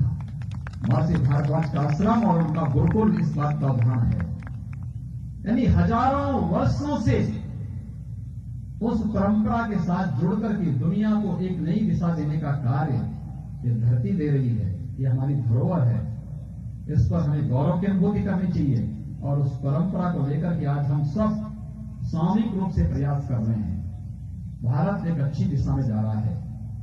प्रधानमंत्री मोदी जी का यशस्वी नेतृत्व इस देश को हर एक क्षेत्र में विकास की नई बुलंदियों को ले जाने के लिए तत्पर दिखाई दे रहा है। और आज 6 वर्ष पहले तक जिस भारत के बारे में मान्यता थी कि भारत दुनिया के देशों का पिछड़ा को है, वही देश 6 वर्ष के अंदर दुनिया को नेतृत्व देता हुआ दिखाई दे रहा है। आज यूरोप भारत को फॉलो कर रहा है, आज अमेरिका भारत को फॉलो कर रहा है, आज दुनिया की बड़ी बड़ी ताकतें भारत की तरफ देखती हैं, भारत क्या कर रहा है, उसके अनुरूप फिर भारत दुनिया के सामने एक नई नजीर प्रस्तुत करता हुआ दिखाई देता है। ये आत्मनिर्भर भारत का जो प्रधानमंत्री मोदी जी का भारत के प्रत्येक नागरिक को, भारत को दुनिया की एक ताकत के रूप में रखने का, आगे ले जाकर के नेतृत्वकर्ता के रूप में आगे बढ़ाने का संकल्प है, यह आत्मनिर्भर भारत भी उसका आधार बनेगा। और आत्मनिर्भर भारत का यह आधार कोई बनेगा तो हमारी परंपरागत उत्पाद बनेंगे। इलाहाबाद के अमरूद बहुत महसूस थे। मैं नंदी जी से यही बात कर रहा था। मैंने कहा नंदी जी आपने बड़ा काम किया है, व्यवसाय अपना फैलाया है, कम से कम यहां के अमरूद को भी अब दुनिया के सामने प्रस्तुत कर दीजिए। हजारों नौजवानों को रोजगार के साथ जुड़ने का अवसर प्राप्त होगा। नागरिक उड्डयन मंत्री के रूप में उन्होंने प्रयागराज में वायु सेवा फिर से शुरू कर दी। असंभव लग रहा था और कुंभ ने ठीक पहले कराया। आज प्रयागराज देश के विभिन्न महानगरों से जुड़ चुका है, बड़ा कार्य हुआ है। और आत्मनिर्भर भारत का आधार बनने वाला हमारा परंपरागत उत्पाद कैसे आगे बढ़ सकता है। सिद्धार्थनाथ सिंह जी के नेतृत्व में ही हम उस योजना को वन डिस्ट्रिक्ट वन प्रोडक्ट की इस योजना के माध्यम से दुनिया के सामने भारत के उत्पाद को लेकर के जा रहे हैं। कितनी लोकप्रिय हो रही है, कोई सोचता भी नहीं था। जब हम लोगों ने वन डिस्ट्रिक्ट वन प्रोडक्ट में अलग अलग जनपदों के अलग अलग उत्पाद को रखा तो लोग हम पे हंसते थे, कहते थे कैसे वो हो पाएगा। और इस बार टेराकोटा का, ये मिट्टी के जो बर्तन बनते हैं, इनकी एक प्रदर्शनी लखनऊ में लगी थी दीपावली के एक दिन पहले। उसमें से एक जो हस्तशिल्पी थे उसको लेकर के मेरे पास आए थे, मुख्यमंत्री आवास पे आए और वहां पर आए, उन्होंने कहा कि ये व्यक्ति आपको पहचानता है। तो मैं उसको देखा, मैंने कहा भी कहां के आप रहने वाले? उसने कहा मैं गोरखपुर का रहने वाला हूं। तो मैंने कहा मैं आपको कहीं देखा? तो उसने कहा था आपको मालूम है कि आज से लगभग 12 साल पहले मेरे घर में आए थे, आप घर से जा रहे थे, मेरे घर के सामने मिट्टी के बर्तन पड़े हुए थे, आपने मिट्टी के बर्तन देखे थे और आपने कहा था कि भाई ये तो बहुत अच्छे तुम बनाते हो और वही हमारा टेराकोटा है। तो मैंने कहा तो कहा वन डिस्ट्रिक्ट वन प्रोडक्ट में हमारा टेराकोटा आया है। और इस बार दीपावली के ठीक पहले लखनऊ में जो प्रदर्शनी लगी है, इस प्रदर्शनी में अकेले मैंने 8 लाख के मिट्टी के बर्तन बेचे हैं। 8 लाख के मिट्टी के बर्तन। गोरखपुर का एक सामान्य हस्तशिल्पी जिसके लिए 8 लाख की पूंजी साल भर में जुटानी भी चुनौती होती थी, नहीं कभी इसने 8 लाख की पूंजी नहीं देखी। लेकिन आज शासन की योजनाओं के साथ जब वो जुड़ती है, शासन उसको डिजाइन देती है, शासन उसको मार्केटिंग की व्यवस्था करती है, शासन उसको हर प्रकार से प्रोत्साहन देकर के तकनीक के साथ जोड़ती। पहले उसके पास मैनुअल चाक था, आज उसको सोलर चाक और इलेक्ट्रिक चाक दे दिया गया। पहले उसको मिट्टी नहीं मिलती थी, आज उसको कह दिया गया कि भाई देखो हमें जल संरक्षण करना है, गांव का तालाब गांव के कुम्हार को अप्रैल से जून तक फ्री में मिलेगा। मिट्टी निकाल के वो रख सकता है, उसको फ्री में मिट्टी मिलेगी और हमें फ्री में तालाब जल संरक्षण के लिए प्राप्त हो जाएगा। दोनों काम हो जाएंगे और दोनों काम एक साथ चलना है। इसका परिणाम है तो हम लोगों ने दीपावली का भव्य उत्सव दीप जला करके अयोध्या में भी किया और देव दीपावली का काशी में भी किया। और मैंने सुना कि यहां प्रयागराज में भी देव दीपावली के अवसर पर और दीपावली के अवसर पर हर घर में मिट्टी के दीपक जले थे। यानी हमें मिट्टी के दीपक के लिए भी और गणपति और लक्ष्मी जी की मूर्ति के लिए भी चीन पे निर्भर होना पड़ रहा था। लेकिन कोरोना ने चीन को ऐसा घेरा कि चीन से भी सामान नहीं आ सकते थे और भारत का स्वाभिमान जगा। प्रधानमंत्री मोदी जी ने भारत के स्वाभिमान को जगा दिया और भारत के अंदर गांव-गांव में मिट्टी के बर्तन बनने लग गए। ये सभी कुछ यहीं मिलने लग गया। यहां की लोगों की आमदनी बढ़ी और आत्मनिर्भर भारत का आधार एक टेराकोटा बन गया। हर जनपद के अपने उत्पाद बन गए। हम अपनी चीजों को किस रूप में प्रस्तुत करना चाहते हैं, ये हम पर निर्भर करता है। और भाइयों बहनों, हम सबको उस दिशा में प्रयास करना होगा। अधिवक्ता समाज तो वैसे भी नेतृत्व करता है, समाज का नेतृत्व करता है, समाज का अंतिम तबका पे विश्वास करता है और वह विश्वास का ही प्रतीक है कि अपने संकट के समय में वह जब सबसे थक हार जाता है तो आपके पास आता है और अपनी पीड़ा को आपके सामने रख करके फिर एक नए न्याय की आस में वो आगे बढ़ता है। तो बहुत बड़ा विश्वास है। लेकिन जब हम ही स्वयं ये मान करके चल लेंगे कि नहीं साहब हम लोग तो बहुत कमजोर हैं, हम लोग कुछ नहीं हैं, तो फिर उस बड़े तबके का क्या होगा? ये 3.5 लाख अधिवक्ता अगर हताश और निराश हो जाएगा तो 24 करोड़ जनता का क्या होगा? ये आप सबको सोचना पड़ेगा। याद रखना, भारत का एक बहुत बड़े वैज्ञानिक हुए जगदीश चंद्र बसु, उन्होंने एक प्रयोग किया था। उन्होंने कहा था कि देखिए, हर जीव और जंतु के अंदर प्राण होता है, उसकी अपनी संवेदना होती है, वो अपने चारों ओर जिस प्रकार का माहौल हम दे देंगे उसके अनुरूप चलता है, आगे बढ़ता है। उसके सामने उस प्रकार का माहौल देने की आवश्यकता है। लोग विश्वास नहीं कर रहे थे। लोगों ने कहा है कैसे आप कह सकते हैं। उन्होंने अपने घर में इसका प्रयोग किया। उन्होंने अपने घर के दो कोनों में दो पेड़ लगाए, एक जैसे एक बीज के दो पौधे लगा दिए। दोनों को एक समान परिस्थिति दी, समान धूप मिल सके, समान पानी मिल सके, समान खाद मिल सके, समान परिस्थिति मिल सके। लेकिन सब कुछ समान होने के बावजूद एक के पास जाते थे और उसको खूब कुछ करते थे तो बड़ा हो जाएगा, पेड़ बन जाएगा, फलेगा, फूलेगा, खूब फल देगा, लोग तुम्हें लंबे समय तक तुम्हारी छाया के नीचे बैठेंगे।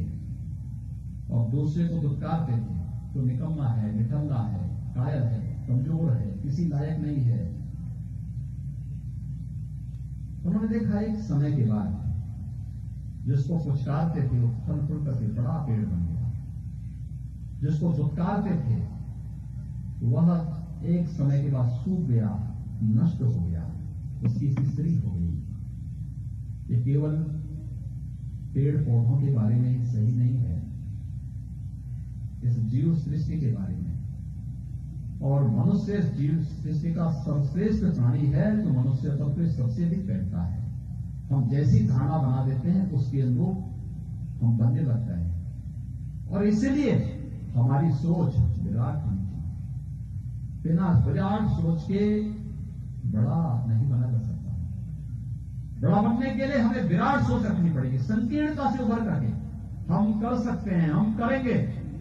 उत्तर प्रदेश के अंदर कोई सोचता था, बड़े बड़े लोग घबराते थे और किसी रोड से कोई माफिया गुजरता था तो बड़े बड़े लोग अपना रूप बदल देते थे। और मैंने तो देखा बहुत सारे लोगों को स्थगित हो जाती थी कार्रवाई बहुत सारी जगह। लेकिन आज जब उन्हीं की छाती पर बुलडोजर चलते हुए दिखाई दे रहे हैं, आप देख रहे होंगे, एक गरीब भी कह सकता है कि नहीं, इसने लूटा है, अवैध कब्जा किया है। और मैंने तो यहां के विकास प्राधिकरण से कहा है कि माफिया और अपराधियों ने जहां पे सरकारी जमीनों पर कब्जा करके रखा हुआ है उनको मुक्त करा करके गरीबों के लिए आवास की योजना वहां पे बनाएंगे। कितना अच्छा लगेगा, देश देखेगा, दुनिया देखेगा। देखिए कहीं एक माफिया रहता था, आज गरीब रह रहा है। और मैंने तो गोरखपुर के विकास प्राधिकरण से भी कहा था, मैंने कहा वहां पे अलग अलग को बनाइए, जहां भी इस माफियाओं ने कब्जा किए थे खाली करवाइए। एक आवासीय व्यवस्था अधिवक्ताओं के लिए, एक शिक्षकों के लिए, एक व्यापारियों के लिए, एक पत्रकारों के लिए, अलग अलग तबके के लिए अलग अलग दे दीजिए और नो लॉस नो प्रॉफिट पर दीजिए। और मैं चाहूंगा प्रयागराज विकास प्राधिकरण जो ये मांग आई है, अलग अलग प्लॉट में देकर के मल्टी स्टोरी बिल्डिंग बना करके दे, अच्छे आवासीय सुविधा दे, नो लॉस नो प्रॉफिट। मुझे लगता है हर एक अधिवक्ता भी खुश होगा, पत्रकार भी खुश होगा, शिक्षक भी खुश होगा, समाज का हर एक तबका खड़ा होगा, एक मॉडल बनेगा वो आवासीय सुविधा का। क्योंकि समाज का एक दबंग व्यक्ति जो केवल उस कीट की तरह समाज का खून चूस करके स्वयं तो वह हृष्ट पुष्ट होना चाहता है लेकिन समाज को रोगाणु बनाना चाहता है, जब उसके खिलाफ एक बड़ी लड़ाई हम लोग लड़ते हैं तो स्वाभाविक रूप से उस लड़ाई के खिलाफ हम सबको, समाज को एकजुट होकर के अपने साथ जोड़ना पड़ेगा और उस जुड़ाव में हम सबको इस बात को तय करना पड़ेगा। और मैं चाहूंगा प्रयागराज विकास प्राधिकरण ने, नगर निगम ने मिलकर के एक अच्छी पहल को आगे बढ़ाया है, यहां के जिला प्रशासन ने अच्छी पहल को आगे बढ़ाया है। कुछ ऐसे मॉडल खड़ा करिए आवासीय उसकी, इन अधिवक्ता बंधुओं को मांग करने की आवश्यकता ही नहीं पड़नी चाहिए। एक कार्यक्रम स्वतः स्फूर्त भाव के साथ आगे चलने चाहिए, स्कीम निकालिए। और कुछ चीजें ऐसी हैं जहां पे उनसे मुनाफा उनसे मत कमाइए, उसको नो लॉस नो प्रॉफिट पर ही दे दीजिए। मुझे लगता है कि कम से कम अधिवक्ता की जमीन पर तो अब कोई माफिया कब्जा करने का दुस्साहस नहीं कर पाएगा अगर आवाज साहब इनको बना के देंगे। उसको करना पड़ेगा। आज उत्तर प्रदेश के अंदर मैं पश्चिमी उत्तर प्रदेश में जाता हूं, वहां की माताएं बहुत खुश होती हैं और कहती हैं कि नहीं हम तो एकदम साथ में हैं। मैंने कहा कैसे? तो उन्होंने कहा देखिए अब तो पूरी तरह सुरक्षित, सारी माफिया भाग चुके हैं। बहुत सारे कॉलोनी वहां पे जो बहुत सारे कस्बे थे जो खाली हो रहे थे आज फिर से आबाद हो गए। एक माहौल देना शासन का काम है, क्योंकि रूल ऑफ लॉ यह हम सबका नैतिक दायित्व बनता है कि हम उस प्रकार की व्यवस्था दें और रूल ऑफ लॉ में आपकी बहुत बड़ी भूमिका है। उस भूमिका के लिए मैं आप सबको बहुत आग्रह के साथ आमंत्रित करता हूं। केंद्र और प्रदेश सरकार बिना भेदभाव के शासन की योजनाओं को दे रही है, बिना भेदभाव के, किसी के साथ कोई भेदभाव नहीं। अब याद करिए जब जनधन अकाउंट खुले थे, क्या किसी की जाति, किसी का मत और किसी का मजहब देख के खुला था? नहीं, सभी को दिया। हर एक का अकाउंट खुलेगा, उसमें क्रेडिट की सुविधा सबको दे दी गई, हर एक व्यक्ति को उसका लाभ दिया गया। और याद करिए अगर जनधन अकाउंट नहीं होते, क्या कोविड-19 के दौरान, कोरोना कालखंड के दौरान, लॉकडाउन के दौरान उन गरीबों के पास क्या हम पैसा भेज पाते? हम अपने लेखपाल को, अपने कर्मचारियों को डोर स्टेप डिलीवरी में लगाते कि घर घर पैसा बांटने में लगाते? नहीं हो पाता, अव्यवस्था फैल जाती। लेकिन तकनीक और टीम वर्क ये दोनों एक साथ होने लग जाएंगे, बेहतर परिणाम आ सकते हैं। आवास दिए गए। उत्तर प्रदेश में हम लोगों ने अब तक 30 लाख गरीबों को एक एक आवास उपलब्ध कराया है प्रधानमंत्री आवास योजना में, और 5 लाख लोगों का तैयार है। जिस दिन समय देंगे उसी दिन एक क्लिक करके 5 लाख लोगों के आवास के पैसे उनके अकाउंट में पहुंचेंगे। ये जिन लोगों को सुविधा मिल रही है, कोई नहीं कह सकता, कोई गरीब कभी नहीं कह सकता कि भेदभाव हुआ है किसी का चेहरा देख करके। और जिस सूची के आधार पर दिया जा रहा है, ये 2012 की एसईसीसी की सूची है। ये सूची तब न मोदी जी प्रधानमंत्री थे, तब न मैं मुख्यमंत्री था। वो सूची जो सूची बनी थी पिछली सरकारों के समय, उसी सूची को ध्यान में रख करके हम सारी योजनाएं उपलब्ध करा रहे हैं, तो बिजली का कनेक्शन उपलब्ध करा रहे हैं। उत्तर प्रदेश में 1 करोड़ 24 लाख लोगों को हमने बिजली का कनेक्शन दिया कि किसी जाति किसी का चेहरा देख करके नहीं, पर जरूरतमंद है उसको मिलना चाहिए। लॉकडाउन के दौरान इसी प्रयागराज में 15,000 प्रतियोगी छात्र फंसे हुए थे, कैसे होगा? हमने कहा, मुझे याद आ गया था प्रयागराज कुंभ के समय हमने 5,000 बसेस खरीदी थी। मैंने कहा सब बसेज भेजो इन बसों को और इन बच्चों को उनके घर तक पहुंचा दो, और जब घर पहुंचेंगे तब मैं इनसे बात करूंगा कि देखो भाई 21 दिन तक आपको अपने घर में क्वारंटीन में रहना है। सभी ने माना। कोटा में फंसे हुए हमारे बच्चे, लोग कहते थे हम नहीं लाएंगे, मैंने कहा भाई हम तो लाएंगे। हमने सभी बसेज भेजी, एक साथ सभी 14,000 बच्चों को वहां से ला करके जब हम लोग उनके घरों तक पहुंचा दिए, तब अन्य राज्य सरकारें हमसे कहने लगी हमारे बच्चे भी फंसे हैं, आप अगर बस उपलब्ध करा देंगे तो। मैंने कहा ये बस उत्तर प्रदेश के लिए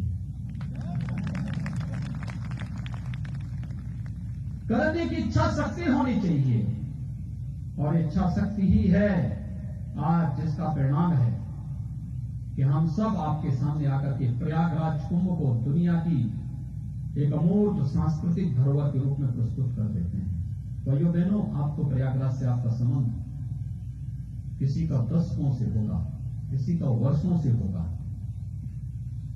कुंभ का मतलब क्या मान लिया था हम लोगों ने? जहां भगदड़ होती, गंदगी को उसका पर्याय बना दिया था, अव्यवस्था को हमने अपनी नियति मान लिया था। लेकिन प्रयागराज का कुंभ भी इस पूरी सिटी की कायाकल्प कर देगा। पहला उदाहरण तो ये प्रस्तुत हुआ है, प्रयागराज कुंभ ने पूरी प्रयागराज सिटी की कायाकल्प कर दी। तो ठीक है, मैं धन्यवाद दूंगा प्रयागराज के लोगों को, असीम सहनशीलता का परिचय दिया, तोड़ फोड़ हुई, एक भी परिवार कंपनसेशन के लिए नहीं आया। सबने कहा कि नहीं, प्रयागराज की कायाकल्प होना चाहिए। मुझे असीम प्रसन्नता हुई जब हम लोगों ने महर्षि भारद्वाज के आश्रम और वहां पर उनकी भव्य प्रतिमा को देखा। आज से हजारों वर्ष पहले अतीत की यादों को ताजा कर देती है घटना कि आज से 10,000 वर्ष पहले जिस महापुरुष ने इस प्रयागराज की धरती में साधना करके इस पूरी धरती को पवित्र किया था, कम से कम इन हजारों वर्षों में न जाने कितने कुंभ के आयोजन हुए होंगे। भारद्वाज ऋषि को कोई याद नहीं कर पाया, लेकिन हमें सौभाग्य मिला कि हम उनकी भव्य प्रतिमा लगा सकें और उनकी भव्य प्रतिमा प्रति प्रयागराज के उनके आश्रम में लगती हुई दिखाई दी। कोई भी जाएगा उसको याद आएगा, प्रयागराज में भारद्वाज ऋषि का आश्रम है, उनका आश्रम है, उनका मंदिर है। ये इस कार्यक्रम और कितनी बड़ी, आपने देखा होगा दुनिया के राजदूत यहां पर आए। उस आयोजन में मैं नहीं था, लेकिन मैंने सिद्धार्थनाथ सिंह जी से आग्रह किया था, मैंने कहा आप वहां कार्यक्रम में उपस्थित होकर के उनको सबको घुमाइए थोड़ा इसके बारे में। दुनिया के 187 देशों के लोग यहां आए थे, वे भारतीय नहीं थे, उसी देश के नागरिक थे। हमने यहां बुलाया था उनको, वे आए थे, कुंभ को देखे थे, ताजुब हो रहा था उनको, इतना बड़ा कार्यक्रम, इतना बड़ा जमावड़ा। और प्रयागराज कुंभ ने स्वच्छता, सुरक्षा और सुव्यवस्था का जो आदर्श प्रस्तुत किया, दुनिया भी कह गई दिव्य कुंभ और भव्य कुंभ। यह है प्रयागराज, ये हमारी पहचान है। और अपनी बातों को, अपनी परंपरा को, अपनी विरासत को हम किस रूप में प्रस्तुत करना चाहते हैं, हम पर निर्भर करता है।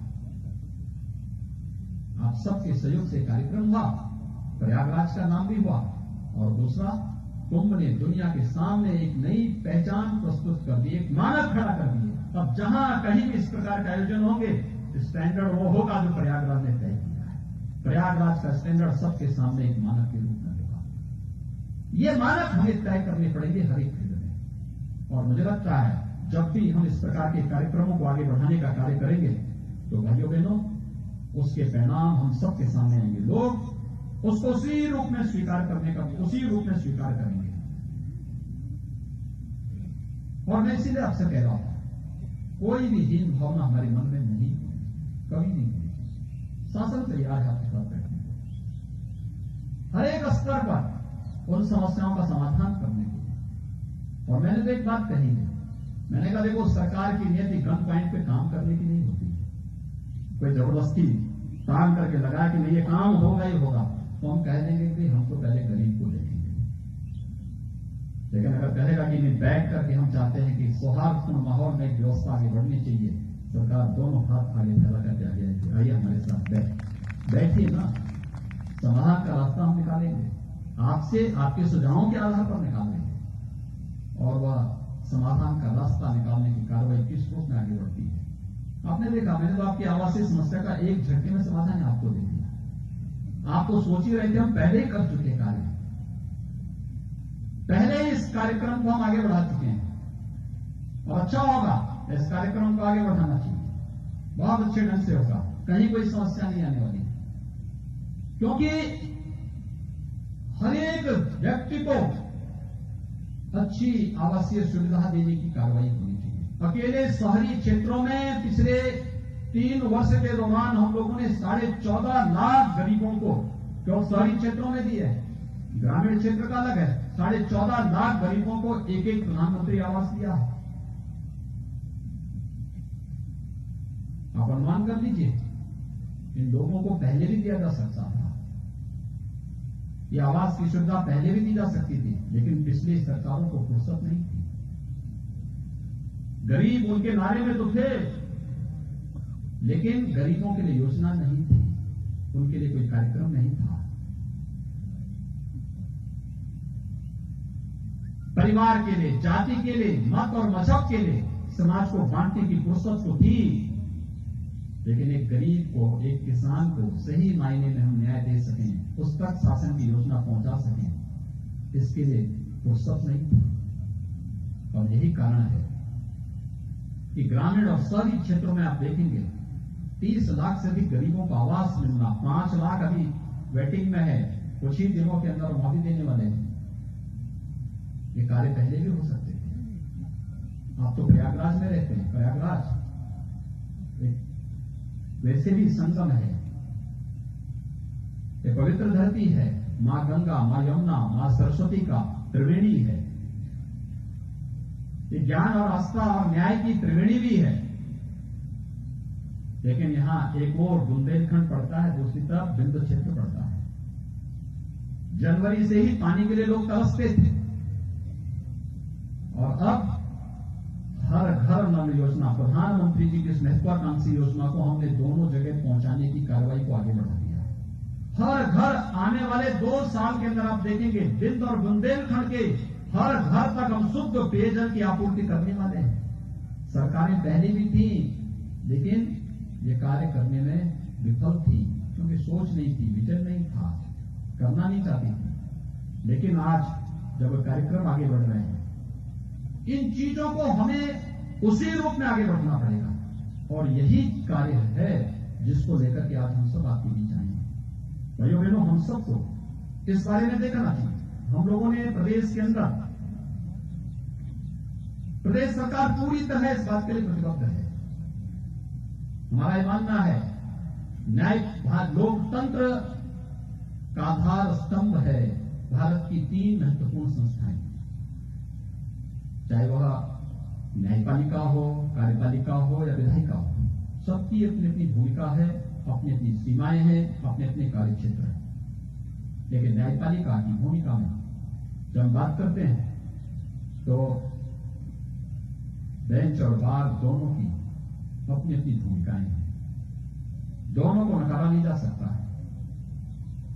वादकारी का हित हमारे लिए सर्वोच्च होता है और वादकारी का हित अगर आपके लिए सर्वोच्च है तो हमारे लिए भी सर्वोच्च इसलिए है क्योंकि न्याय पाने वाला व्यक्ति समाज के अंतिम पायदान पर बैठा हुआ व्यक्ति है। जब वो न्याय पाता है तो न्याय पाने के साथ ही वह व्यक्ति व्यवस्था के साथ अपनी का सामंजस्य भी दिखाता है। हमारे लिए आसान होता है अगर न्याय जितना सहज सरल हो जाए, उस तक पहुंच जाए, वह व्यवस्था के साथ अपनी प्रतिभा और अपनी ऊर्जा का लाभ उतनी मजबूती के साथ देता है।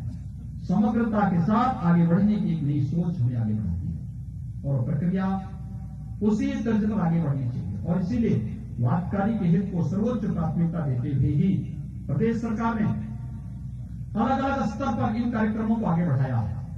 अगर आवासीय और अनावासीय भवनों के रूप में अगर हम देखेंगे, न्यायालयों में अवस्थापना सुविधाओं के विकास के लिए जो सरकार ने विभिन्न प्रकार के कार्यक्रम अपने प्रारंभ किए हैं प्रदेश के अंदर, इन सभी की दृष्टि प्रदेश ने सीएसआर से और प्रदेश सरकार ने अपने फंड से क्रमशः यानी आवासीय भवनों के लिए 150 करोड़ रुपए और अनावासीय भवनों के लिए 400 करोड़ रुपए उपलब्ध करवाने के लिए अपना योगदान किया ही है। लेकिन प्रदेश के अंदर साथ साथ अन्य विभिन्न प्रकार के कार्य, उच्च न्यायालय, अगर लखनऊ पीठ के लिए हम देखते हैं, वहां के लिए भी हम लोग धनराशि की व्यवस्था की, नए प्रस्तावित भवनों के लिए भी, और प्रदेश के अंदर चाहे वह न्यायालय भवनों के निर्माणों के लिए भी हमने आने वाले समय में भी जनपद स्तर पर या फिर प्रयागराज में भी, मुझे तो बताते हुए प्रसन्नता है जो यहां पे सिद्धार्थनाथ सिंह जी ने भी कहा पहले कि नेशनल लॉ यूनिवर्सिटी हम लोग एक प्रयागराज में ही बनाने जा रहे हैं और प्रयागराज के लिए हम लोगों ने दिया है, प्रयागराज के लिए अद्भुत चीज हम उसके माध्यम से दे रहे हैं। लेकिन साथ ही प्रदेश के अंदर हम लोगों ने विभिन्न कार्यक्रमों के लिए, जो न्यायालय भवनों के लिए या फिर जहां पर नए भवन न्यायालय के बनने हैं उनके लिए भूमि अधिग्रहण के लिए भी 600 करोड़ और 1000 करोड़ रुपए की अतिरिक्त राशि उनके लिए प्रस्तावित, इन सभी कार्यों के लिए प्रदेश सरकार पहले कर चुकी है। अभी प्रदेश के अंदर यहां पर जो हमारे बार काउंसिल के माननीय अध्यक्ष कह रहे थे कि यहां पर हम लोगों ने न केवल न्यायिक अधिकारियों के आवास के लिए व्यवस्था भी है, उसके लिए धनराशि अवमुक्त की है, लेकिन साथ साथ अधिवक्ताओं के चैम्बर और मल्टी लेवल पार्किंग की एक बेहतरीन व्यवस्था हाईकोर्ट के पास सरकार दे रही है और बड़ी राशि सरकार ने उसके लिए स्वीकृत की है, जिसमें लगभग 600 करोड़ रुपए की राशि सरकार खर्च करने जा रही है, जिसमें अच्छे चैम्बर उसके माध्यम से बनेंगे। इसके साथ ही प्रदेश ने अधिवक्ता 3 वर्षों में प्रदेश में अधिवक्ता सामाजिक सुरक्षा निधि योजना के अंतर्गत 1474 अधिवक्ताओं को कल्याण निधि से भुगतान किया गया है और अधिवक्ता की मृत्यु पर उनके परिवारजनों को मिलने वाली राशि आयु सीमा बढ़ाकर 70 वर्ष किए जाने का भी इसमें हम लोगों ने शासनादेश जारी कर दिया और उससे संबंधित धनराशि को भी जारी करने की कार्रवाई कर दी गई है। 3 वर्षों में आर्थिक सहायता योजना के अंतर्गत दिवंगत अधिवक्ताओं के कुल 471 आश्रितों को कल्याण निधि से 23 करोड़ 11 लाख रुपए का भुगतान अब तक प्रदेश के अंदर किया जा चुका है। साथ ही साथ सामाजिक सुरक्षा निधि के अंतर्गत भी जो मृत्यु के दावे थे उसमें 662 दिवंगत अधिवक्ताओं के आश्रितों के कल्याण में भी 4 करोड़ 46 लाख 33,692 रुपए का भुगतान भी उस मद में किया जा चुका है।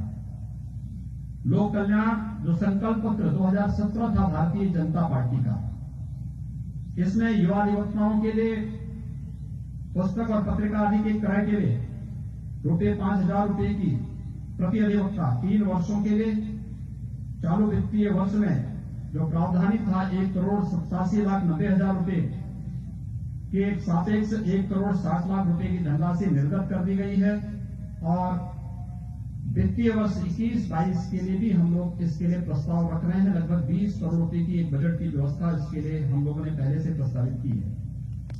इसके अलावा प्रदेश के अंदर अन्य कार्यों के साथ ही माननीय उच्च न्यायालय लखनऊ खंडपीठ में भी विद्यमान जो हमारे अधिवक्ताओं के चैम्बर हैं उनके लिए भी अतिरिक्त चैम्बर बनाने के लिए 184 करोड़ रुपए न्याय विभाग के माध्यम से लखनऊ में, प्रयागराज में, कासगंज में,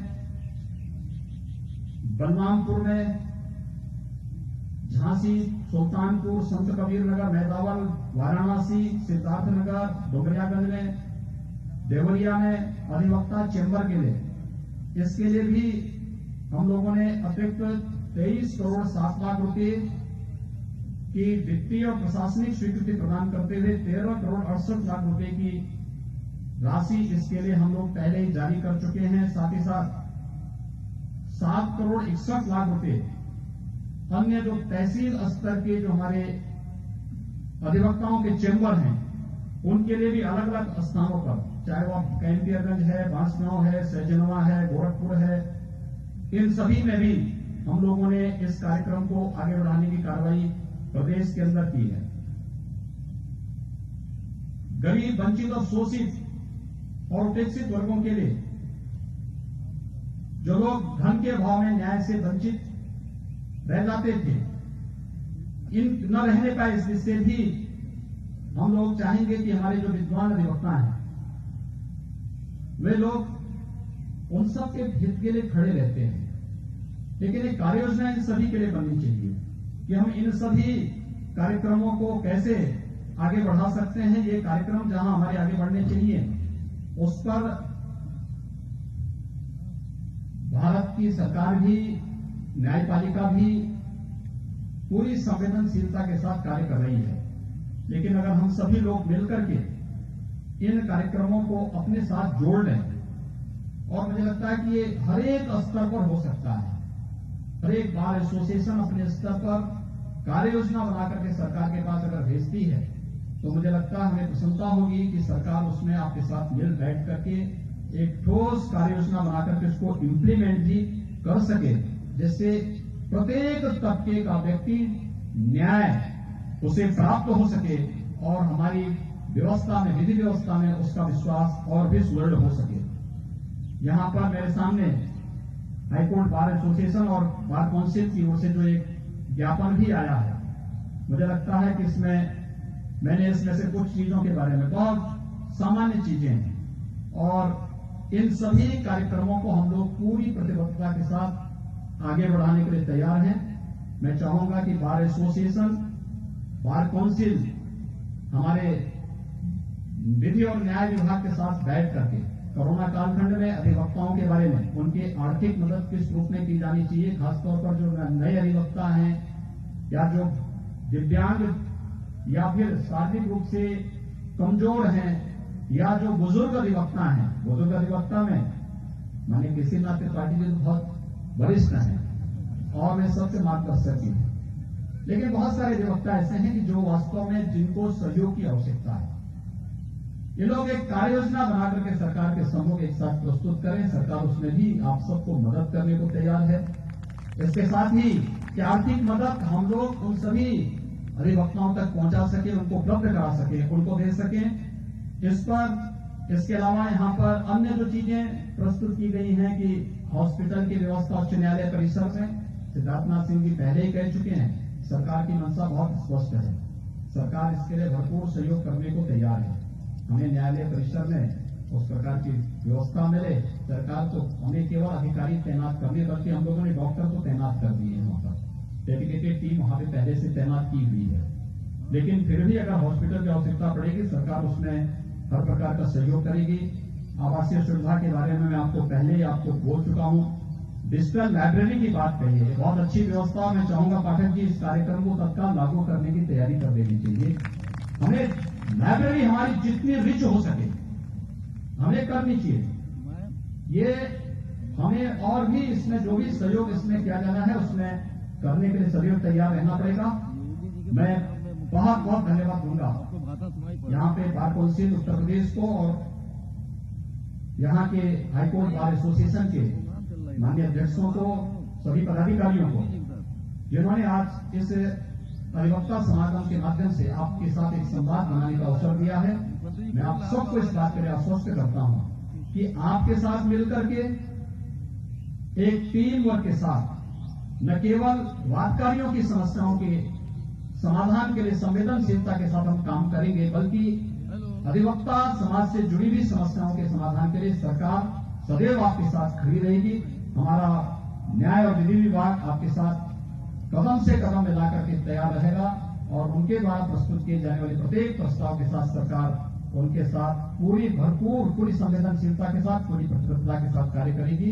एक बार फिर से मैं इस अधिवक्ता समागम के लिए दोनों अपने जो हमारे बार काउंसिल को भी और इलाहाबाद हाईकोर्ट का जो हमारा बार एसोसिएशन है, इनको हृदय से धन्यवाद देते हुए आप सभी अधिवक्ता बंधुओं का हृदय से अभिनंदन करते हुए मैं एक बार फिर से इस धरती को कोटि कोटि नमन करते हुए अपनी वाणी को विराम देता हूं। धन्यवाद। जय हिंद।